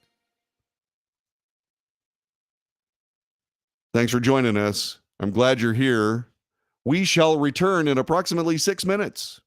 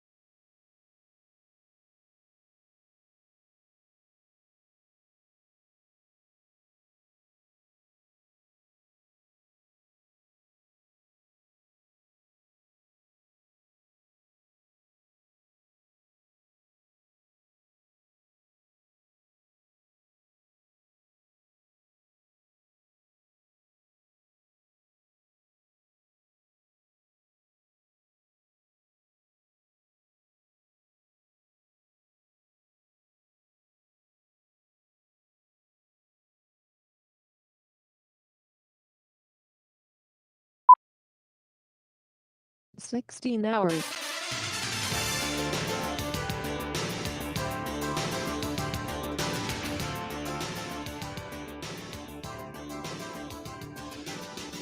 North to south, coast to coast, around the world. This is the Wells Report. I am John David Wells. Thanks very much for joining us today. This radio broadcast brings you news, the real news. We analyze that news for fact. We draw contrasts between the news and the facts. Because you deserve to have the facts more than you deserve to have a news media that has checked out on the truth, abandoned it, and chosen sides. That's why you're here. So news analysis, you know what that's all about. Commentary, yes, my opinion, but your opinion is just as valuable as mine on this broadcast. So by all means, share it.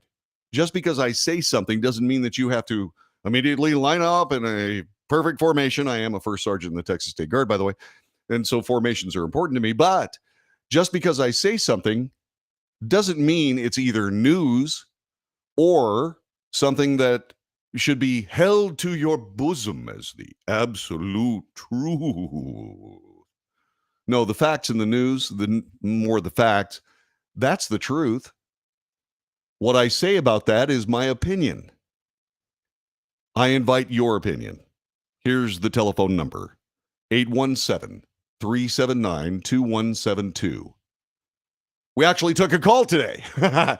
By the way, this is the third hour of the Wells Report. There are 2 other hours. Make sure that you listen to those if you choose to. And if you think there's any value in this broadcast, by all means, share it with your friends. This is a leap of faith for me. There's something like 2 million podcasts out there. Why would you listen to the Wells Report? Hopefully it's because you're looking for truth, just like me. And the truth is what is in the interaction of us. That's where the truth lies. I don't have it. You don't have it. But together, we just might have it. Last hour, we talked about the President of the United States.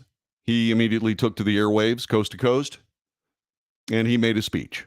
If you want to hear that speech, by all means, go to last hour and you can hear it, beginning to end. And I suggest you do.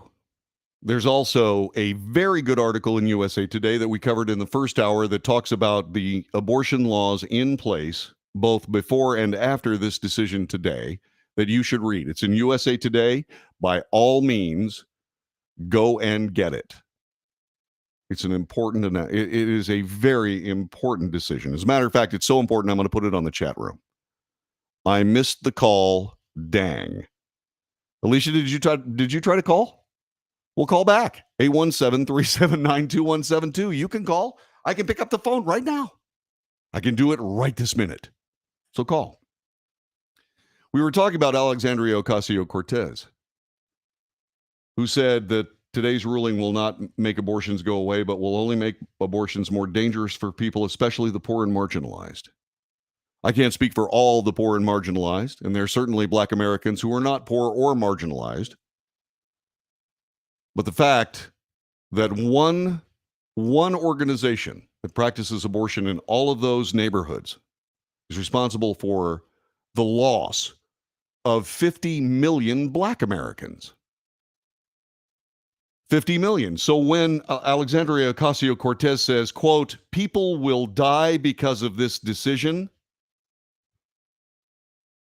I doubt very sincerely that this decision is going to approach anything close to the 50 million people that have died or that are missing courtesy of just Planned Parenthood. Once again, one of the problems with politicians is they allow politics to do their thinking for them. Some of the other statements being made. Senator Elizabeth Warren of Massachusetts spoke out against what she called extremists that cultivated far-right judges and spent billions in dark money toward overturning Roe v. Wade. In a video, Warren called for Democrats to elect pro-choice candidates who would overturn the filibuster in the Senate, which he called a relic developed by racist politicians to defend Jim Crow. which is, again, intellectual dishonesty. The filibuster rule protects the minority in decision-making in the legislature of the United States. Unless there's a supermajority, that meaning 61 senators, 60 senators, 60, not 61, 60 senators, that one party, unless there's a supermajority, the minority party gets a vote. That's what the filibuster is for. That's why it exists, to protect the minority. If Ms. Warren does not want to be stopped in her political delirium, that's my opinion, by the way. If she doesn't want the filibuster to stop her political ideologies, then become more mainstream and perhaps more people will vote for the Democrat Party. But right now, a vote for the Democrat Party is a vote for a socialist, anti-American party. A socialist, anti-American, anti-constitutional, and fascist party. Not to mention socialist.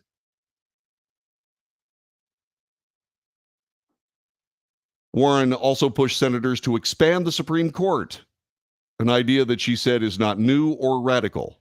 It is both. It is both. There was an attempt by FDR during the depths of the Great Depression to try to pack the court to get a better decision that he wanted. Even Ruth Bader Ginsburg, a liberal wing Supreme Court justice, said no, 9 justices is right. As a matter of fact, if I had my way, every circuit appeals court in the United States would only have 9 justices. That should be, I think, the law of the land. Every single one of the First Circuit, the Ninth Circuit, Fifth Circuit, Fourth Circuit, so on and so on. All those circuit courts ought to have 9 justices. 9. So no court packing, Senator Warren. So sorry, I disagree. Senate Republican leader Mitch McConnell praised the U.S. Supreme Court's 6-3 decision, saying it represents a half-century of struggle by conservatives. The Supreme Court's landmark ruling in Dobbs is courageous and correct, he said. This is an historic victory for the Constitution and for the most vulnerable in our society. I can't believe it, but I'm actually agreeing with Mitch McConnell, at least on this issue.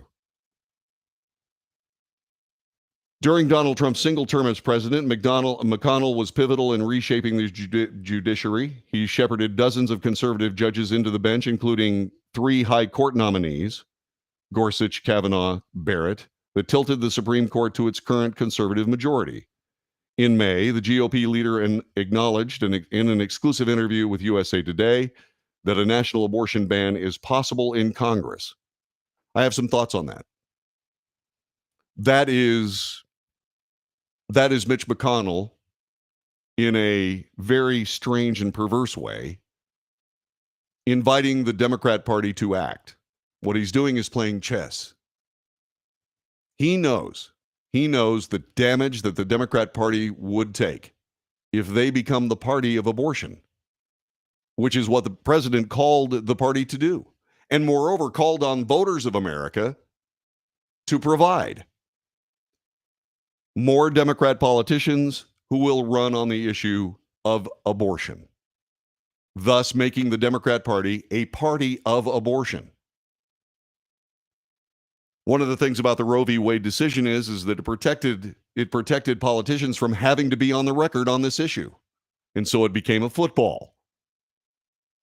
It became a national migraine headache that was exploited by both sides politically, by both sides. And when Mitch McConnell says a national abortion ban is possible in Congress, all he's doing is trying to lure the Democrat Party into destroying itself. So I'm just putting that out there. We already talked about President Trump. The fall of Roe v. Wade began in Mississippi at Jackson Women's Health Organization, which challenged the gestational age law of 2018. I applaud the Supreme Court justices for their courage in issuing this well-reasoned decision. It took bravery to stick to the courage of their convictions, especially amidst an unprecedented leak that was aimed at threatening the integrity of the court, an assassination attempt, riot threats, and attacks on churches and pregnancy centers. Let's see, Senator Susan Collins said the ruling was inconsistent with the justice's Senate testimony. Listen carefully to this. Senator Susan Collins, a moderate Republican from Maine who cast a decisive vote in nominating the justices who gave the Supreme Court a conservative majority, said Friday's decision is inconsistent with what Justices Neil Gorsuch and Brett Kavanaugh said in their Senate confirmation hearings. This decision is inconsistent with what Justices Gorsuch and Kavanaugh said in their testimony and their meetings with me, where they both were insistent on the importance of supporting long-standing precedents that the country has relied upon. Throwing out a precedent overnight that the country has relied on for half a century is not conservative. It is a sudden and radical jolt to the country that will lead to political chaos, anger, and a further loss of confidence in our government. I'm not going to comment on that because I want you to consider it. Senator Bernie Sanders tweeted today that overturning Roe v. Wade is an outrage and in defiance of what the American people want. He called on Democrats to end the filibuster in the Senate so that Congress can codify Roe v. Wade. Well, what that does is it shuts out the minority party. That is not something that we want. We don't want states not to be represented in the Senate of the United States. When the Democrats have a minority in the Senate, they will need the filibuster, and they will use the filibuster. I realize I'm being a proponent of giving the Democrat Party a tool to use in future political circumstances. But all of this talk about ending the filibuster in the United States Senate will disappear if Republicans suddenly have control of the United States Senate after the 2020 election. Attorney General Merrick Garland said the Supreme Court renounced a fundamental right it has repeatedly recognized and reaffirmed. Quote, "It will have an immediate and irreversible impact on the lives of people across the country, and it will be greatly disproportionate in its effect, with its greatest burdens felt by people of color and those of limited financial means." By the way, when I was talking about agreeing with Mitch McConnell earlier in this segment, I will tell you this. I will say that in this particular issue, Mitch McConnell was responsible and instrumental in Merrick Garland not being in the Supreme Court of the United States. And while I thought it was unfair that with a year or over a year left in his term, that President Obama was not able to put Merrick Garland on the bench in the Supreme Court, I disagreed with that. I disagreed with Mitch McConnell's decision. But after seeing the political stylings of Merrick Garland, I can only say that Mitch McConnell, rightly or wrongly, did keep the Supreme Court from having another politician on the bench. Jim Jordan addressed the ruling. He said, "The overturning of Roe v. Wade is a win for the Constitution and a win for the sanctity of life." And there's more. Coming up a little bit later on, we're going to spend a little bit of time discussing what Justice Alito said regarding his particular decision, actually his particular opinion, which became the opinion of the court. More in just a moment. This is the Wells Report.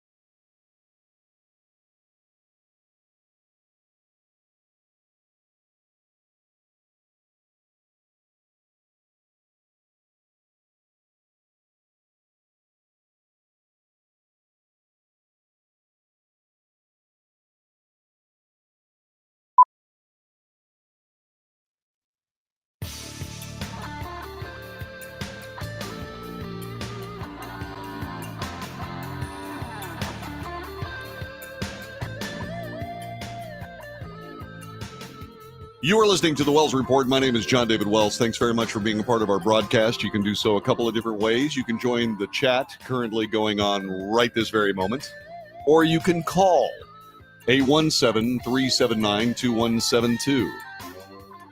All right? By all means, join us. And just because, by the way, as you know, I said this earlier this hour, just because I have an opinion doesn't mean that it's any more valuable than yours. Whether you agree with me or not, it's not the point.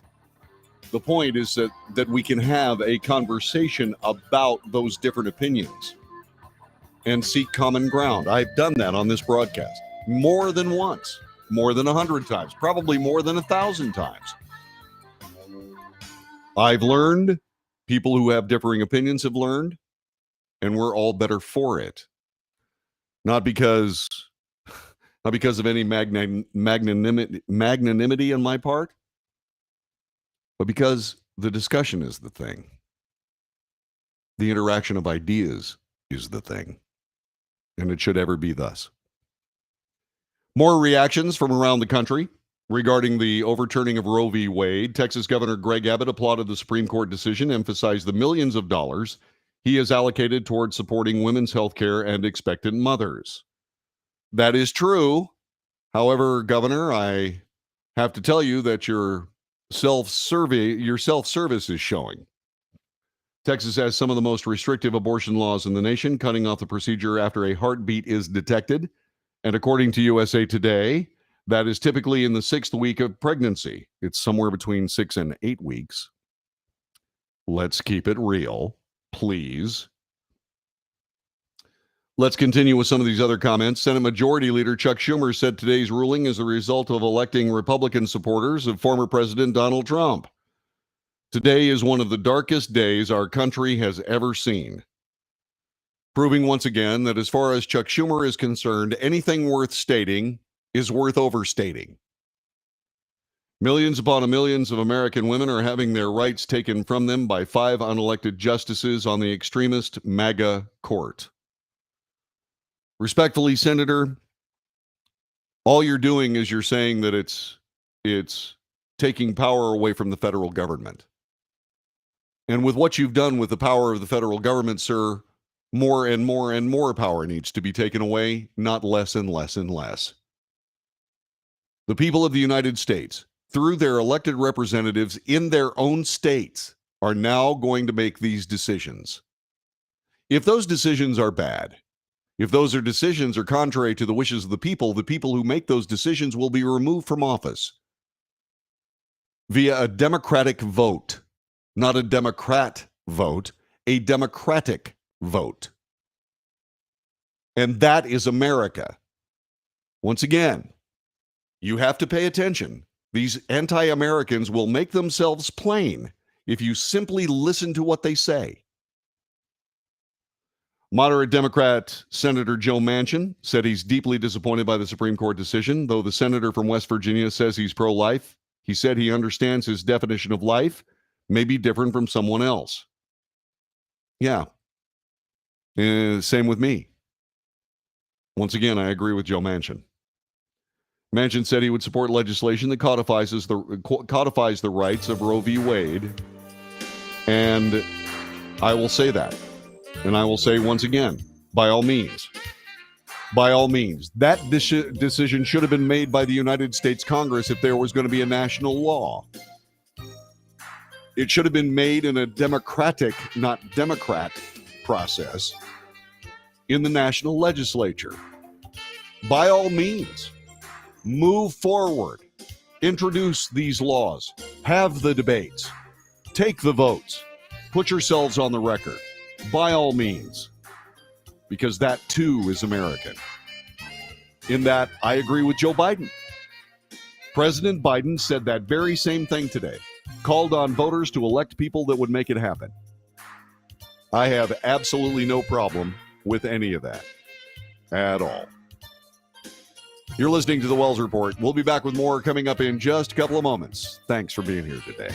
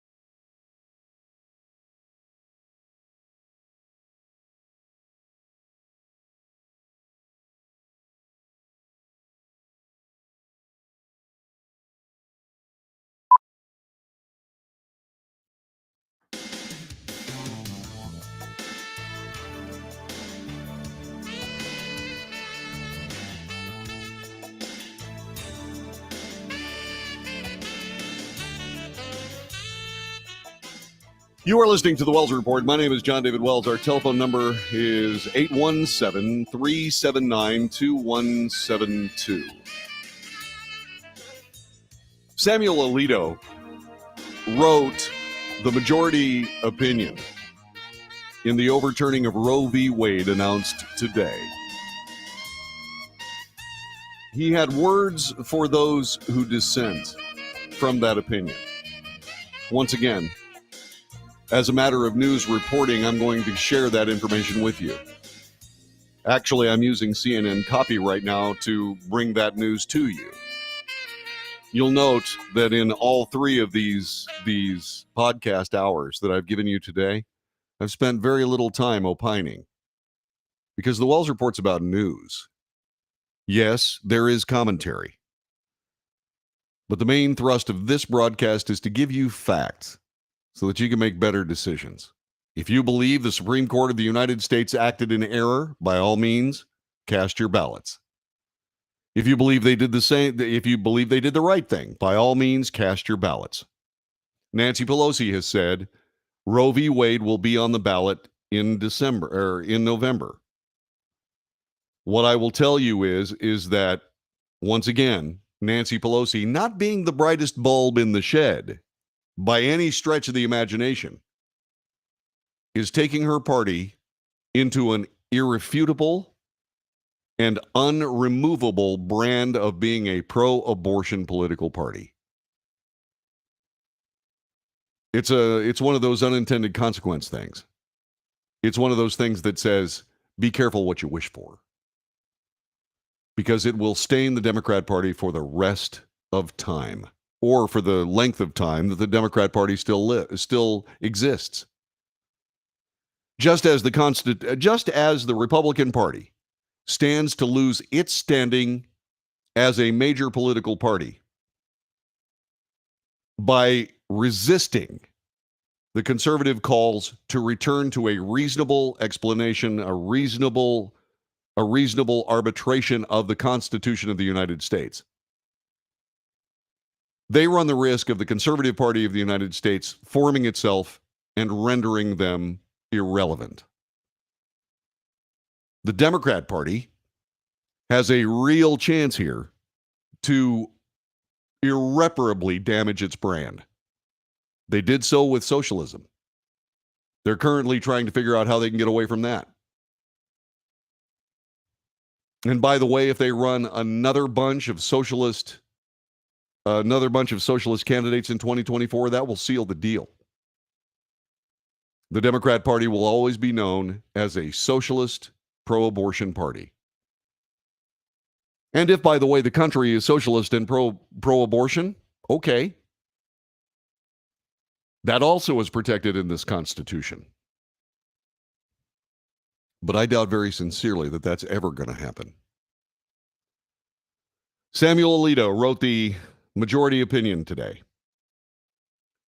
CNN writes it this way: while Justice Clarence Thomas spent 63 pages in a 6-3 majority opinion Thursday painstakingly explaining the court's reasons for striking down a New York concealed carry gun law and changing the way justices will analyze a host of other gun regulations going forward, his colleague Samuel Alito took a different tack. In a sparse but relentlessly caustic concurring opinion, the conservative Alito criticized his liberal colleagues for their dissent, blasting them for an attempt to obscure the specific reason the court had decided and for referencing the recent mass shootings that have shocked the nation. The fact that Alito, who joined Thomas's opinion in full, chose to strike out alone against dissenters highlights the current tension on the court, triggered by a blockbuster docket and the unprecedented leak of a draft majority opinion overturning Roe v. Wade.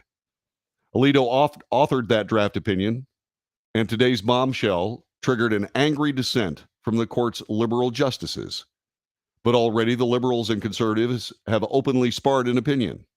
Earlier this week, Justice Sonia Sotomayor ended one dissent in a religious liberty case that broke down along ideological lines with this warning, quote, "With little growing concern for where this court will lead us next, I respectfully dissent," unquote. Good words. I disagree, but good words. Well said. In Samuel Alito's concurrence in the gun case, he took on the liberal dissent penned by Justice Stephen Breyer and joined by Sotomayor and Justice Elena Kagan. Much of the dissent seems designed to obscure the specific reason or a specific question the court has decided. Breyer did begin his dissent with a focus on not the gun law at issue, but gun violence in the country, noting in his first line that in 2020, 45,222 Americans were killed by firearms. Half of those were suicides, by the way, a little more than half. For Breyer, the most important part of the majority opinion was not how it disposed of the New York law, but how it changed the framework courts should use going forward in deciding gun cases. Instead of a focus on a state's reasoning for passing the law, the majority said courts should consider whether modern firearms regulations are consistent with the Second Amendment's text and historic understanding.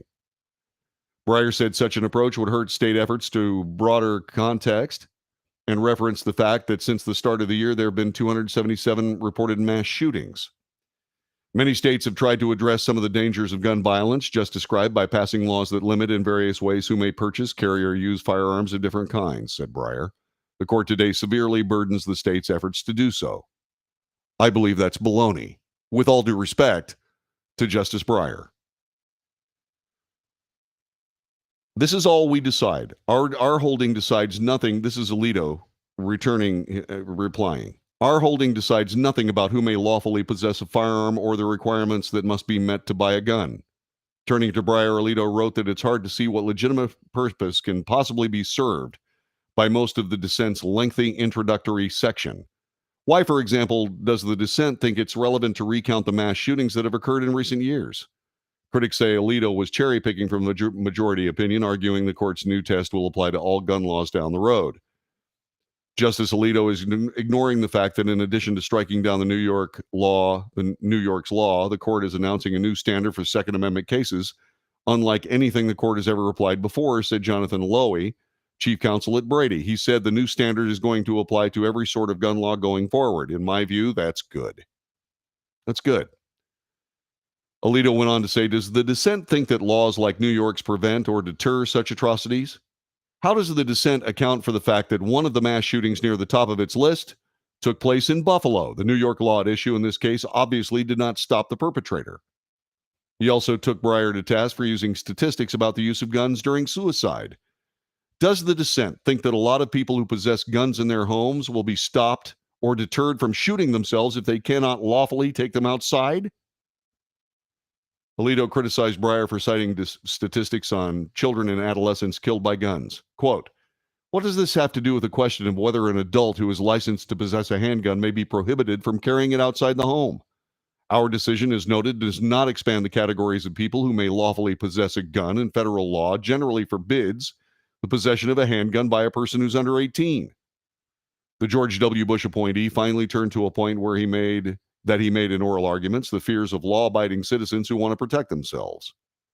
He said the dissent failed to understand those fears. Some of these people reasonably believe that unless they can brandish or, if necessary, use a handgun in the face of attack, they may be murdered, raped, or suffer some other serious injury. He said the real thrust of the dissent was that, quote, guns are bad. And on and on. Samuel Alito understands the Constitution of the United States. And that is a good thing. People on that court need to understand just exactly what America is. And so many people simply do not. By the way, while we're on this subject, what I want to report is the House has passed the Senate gun control bill. That happened today as well. There was what's called a vote-a-rama in the House of Representatives. House of Representatives today passed the most sweeping gun control bill in nearly 30 years, a 234 to 193 vote, close.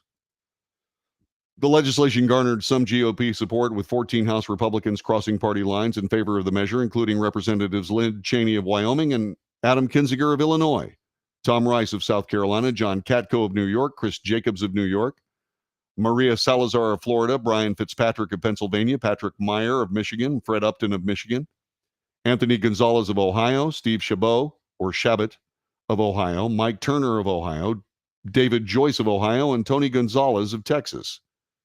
The bill now heads to the president's desk, which passed the Senate in a 65-33 vote. I have problems with the law. I'm sure they'll be settled in federal court at some point. And so let's talk a little bit more about Samuel Alito. Here are some of his key quotes in this. Not only was there no support for such a constitutional right until shortly before Roe, but abortion had long been a crime in every single state. At common law, abortion was criminal at least some stages of pregnancy and was regarded as unlawful and could have very serious consequences at all stages. American law followed the common law until a wave of statutory restrictions in the 1800s expanded criminal liability for abortions. By the time of the adoption of the 14th Amendment, 3/4 of the states had made abortion a crime at any stage of pregnancy, and the remaining states would soon follow. Alito said this: Roe was egregiously wrong from the start. Its reasoning was exceptionally weak. The decision has had damaging consequences. And far from bringing about a national settlement of the abortion issue, Roe and Casey have inflamed debate and deepened division. It's time to heed the Constitution and return the issue of abortion to the people's elected representatives. Brilliant. He spoke on the confusion over what the 14th Amendment protects. In interpreting what is meant by the 14th Amendment's reference to liberty, we must guard against the natural human tendency to confuse what the amendment protects with our own ardent views about what liberty Americans should enjoy. That's why the court has long been reluctant to recognize rights not mentioned in the Constitution. Wow. God, this guy's really got it. I mean, whether you agree with him or not, this man knows the Constitution. He dismissed claims decision will lead to reversals on same-sex marriage. Finally, the dissent suggests that our decision calls into question Griswold, Eisenstadt, Lawrence, and Obergefell. But we have stated unequivocally that nothing in this opinion should be understood to cast doubt on precedents that do not concern abortion. He also explained why that's so. Rights regarding contraception and same-sex relationships are inherently different from the right to abortion because the latter, as we have stressed, uniquely involves what Roe and Casey termed potential life. Alito goes on to say regarding the court imposing its own theory of life on the nation. Our opinion is not based on any view about if and when prenatal life is entitled to any of the rights enjoyed after birth. The dissent, by contrast, would impose on the people a particular theory about when the rights of personhood begin. According to the dissent, the Constitution requires the states to regard a fetus as lacking even the most basic human right, to live, at least until an arbitrary point in a pregnancy that has passed. Nothing in the Constitution or our nation's legal traditions authorizes the court to adopt that theory of life. He talks about how the Roe decision usurped power. Roe was on a collision course with the Constitution from the day it was decided. Casey perpetuated its errors, and those errors do not concern some arcane corner of law of little importance to the American people, rather wielding nothing but, quote, raw judicial power. The court usurped the power to address a question of profound moral and social importance that the Constitution unequivocally leaves for the people. Roe relies on an erroneous historic narrative.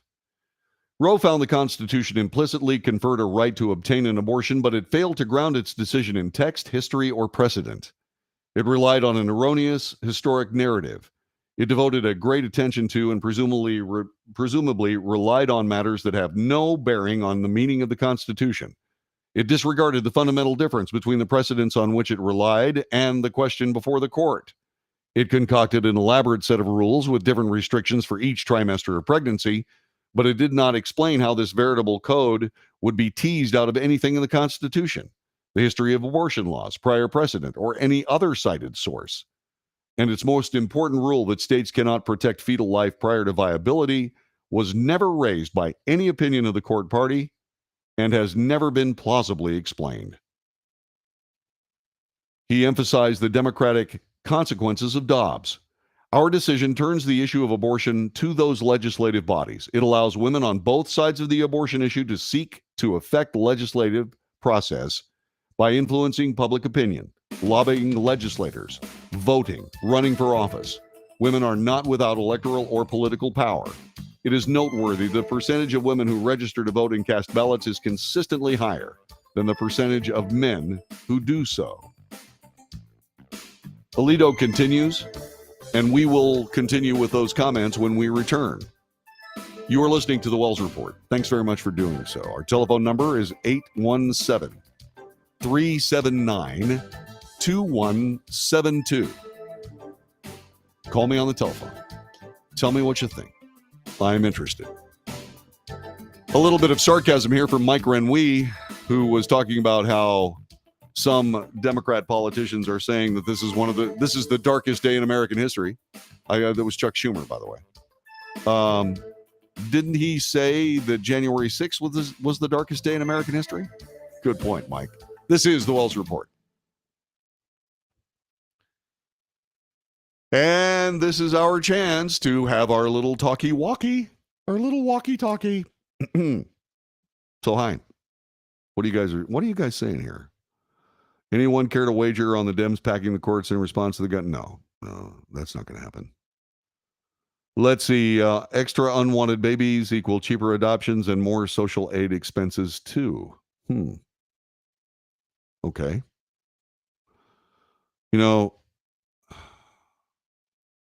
there is accountability and responsibility throughout all of this decision that have so far been completely ignored. Okay? I've talked about it on this broadcast. Women have the babies. They carry the babies. They are the crucible of new life. We know how that happens. We have remedies to either allow it to happen or not allow it to happen that women have had for the same 50 years or more that is being referenced as how Roe v. Wade, 50 years precedent, so on and so forth, set aside by this court. Okay? There is no reason for a woman to have to worry about whether or not they're able to end an unwanted pregnancy before a heartbeat begins. Pregnancy tests are better than they've ever been, and they will be better very shortly than they are now. If indeed you are concerned about whether or not you might be pregnant, there are medications that you can take that will handle that no problem. This hysteria about the idea that, my gosh, they're going to work on contraception. No, that's not going to happen. One of the oldest institutions in human life is the Catholic Church. The Catholic Church turned away from that. You want to talk about a precedent? Goodness sakes. That was over 100 years ago. Come on.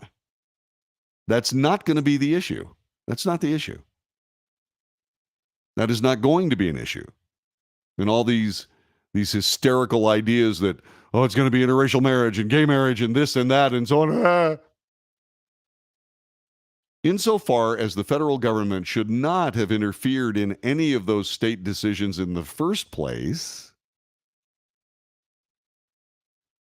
I can see that the Supreme Court might indeed revisit some of those precedents, but only under the way that we have right now, to return them to the states.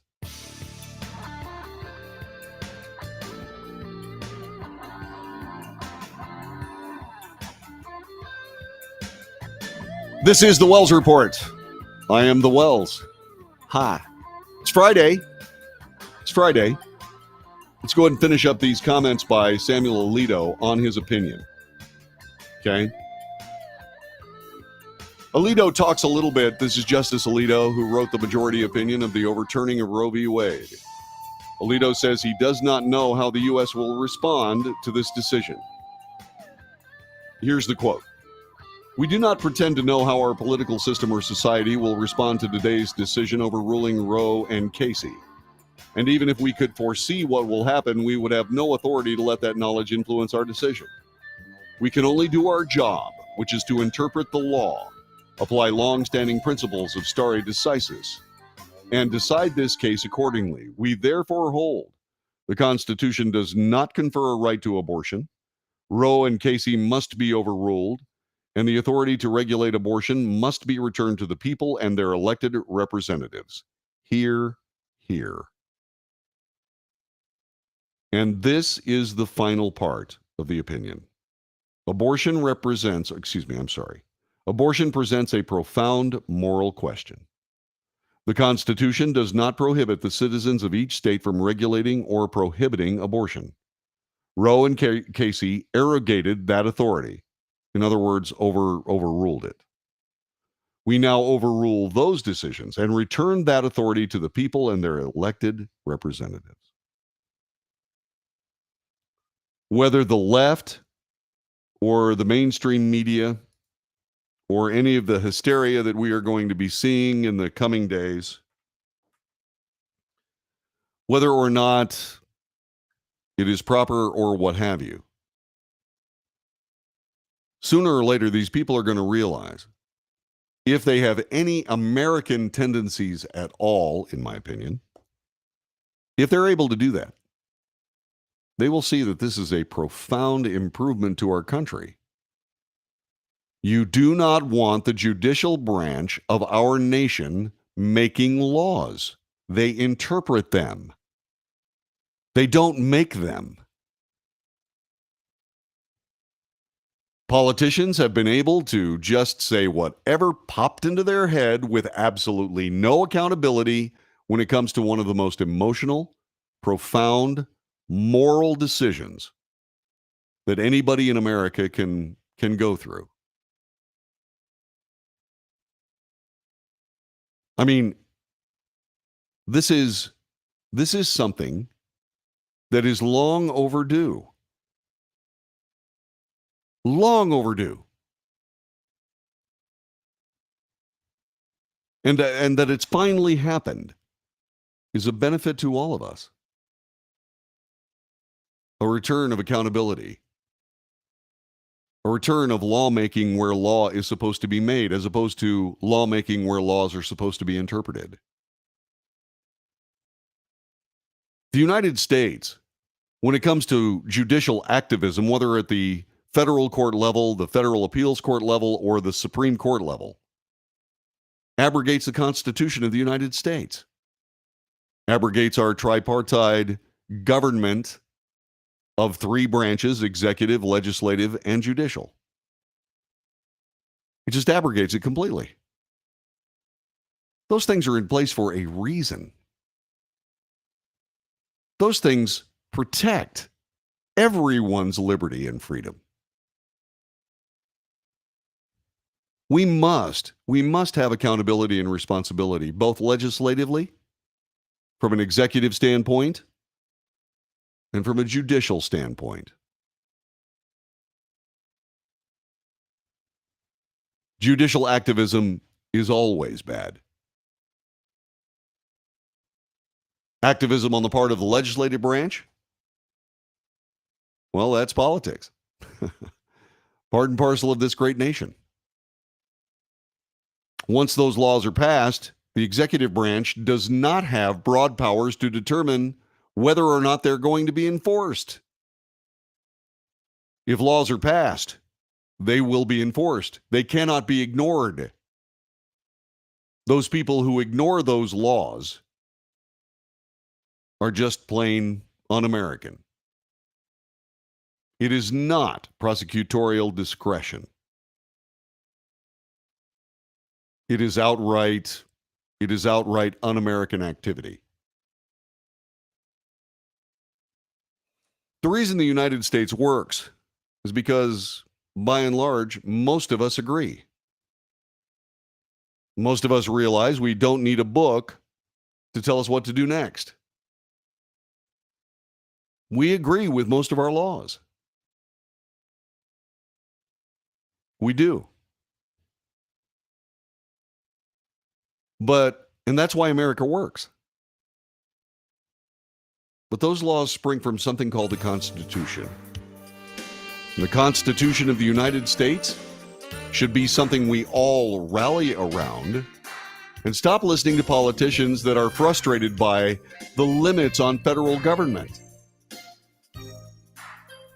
The Supreme Court of the United States returned the reality to the federal government that there are limits, constitutional limits that cannot, should not, and at least in the case of Roe v. Wade, will not be ignored. Try not to listen to the hysteria. Please don't go into the streets and destroy stuff. By all means, stand together as Americans and find a new way, an American way. This has been the Wells Report. God bless you and all yours. Have a great weekend. And speaking of having a great weekend, I'm going to have a great weekend right this minute. I'm going to start right this minute, and I hope that I see you back on Monday. Thanks very much for your kind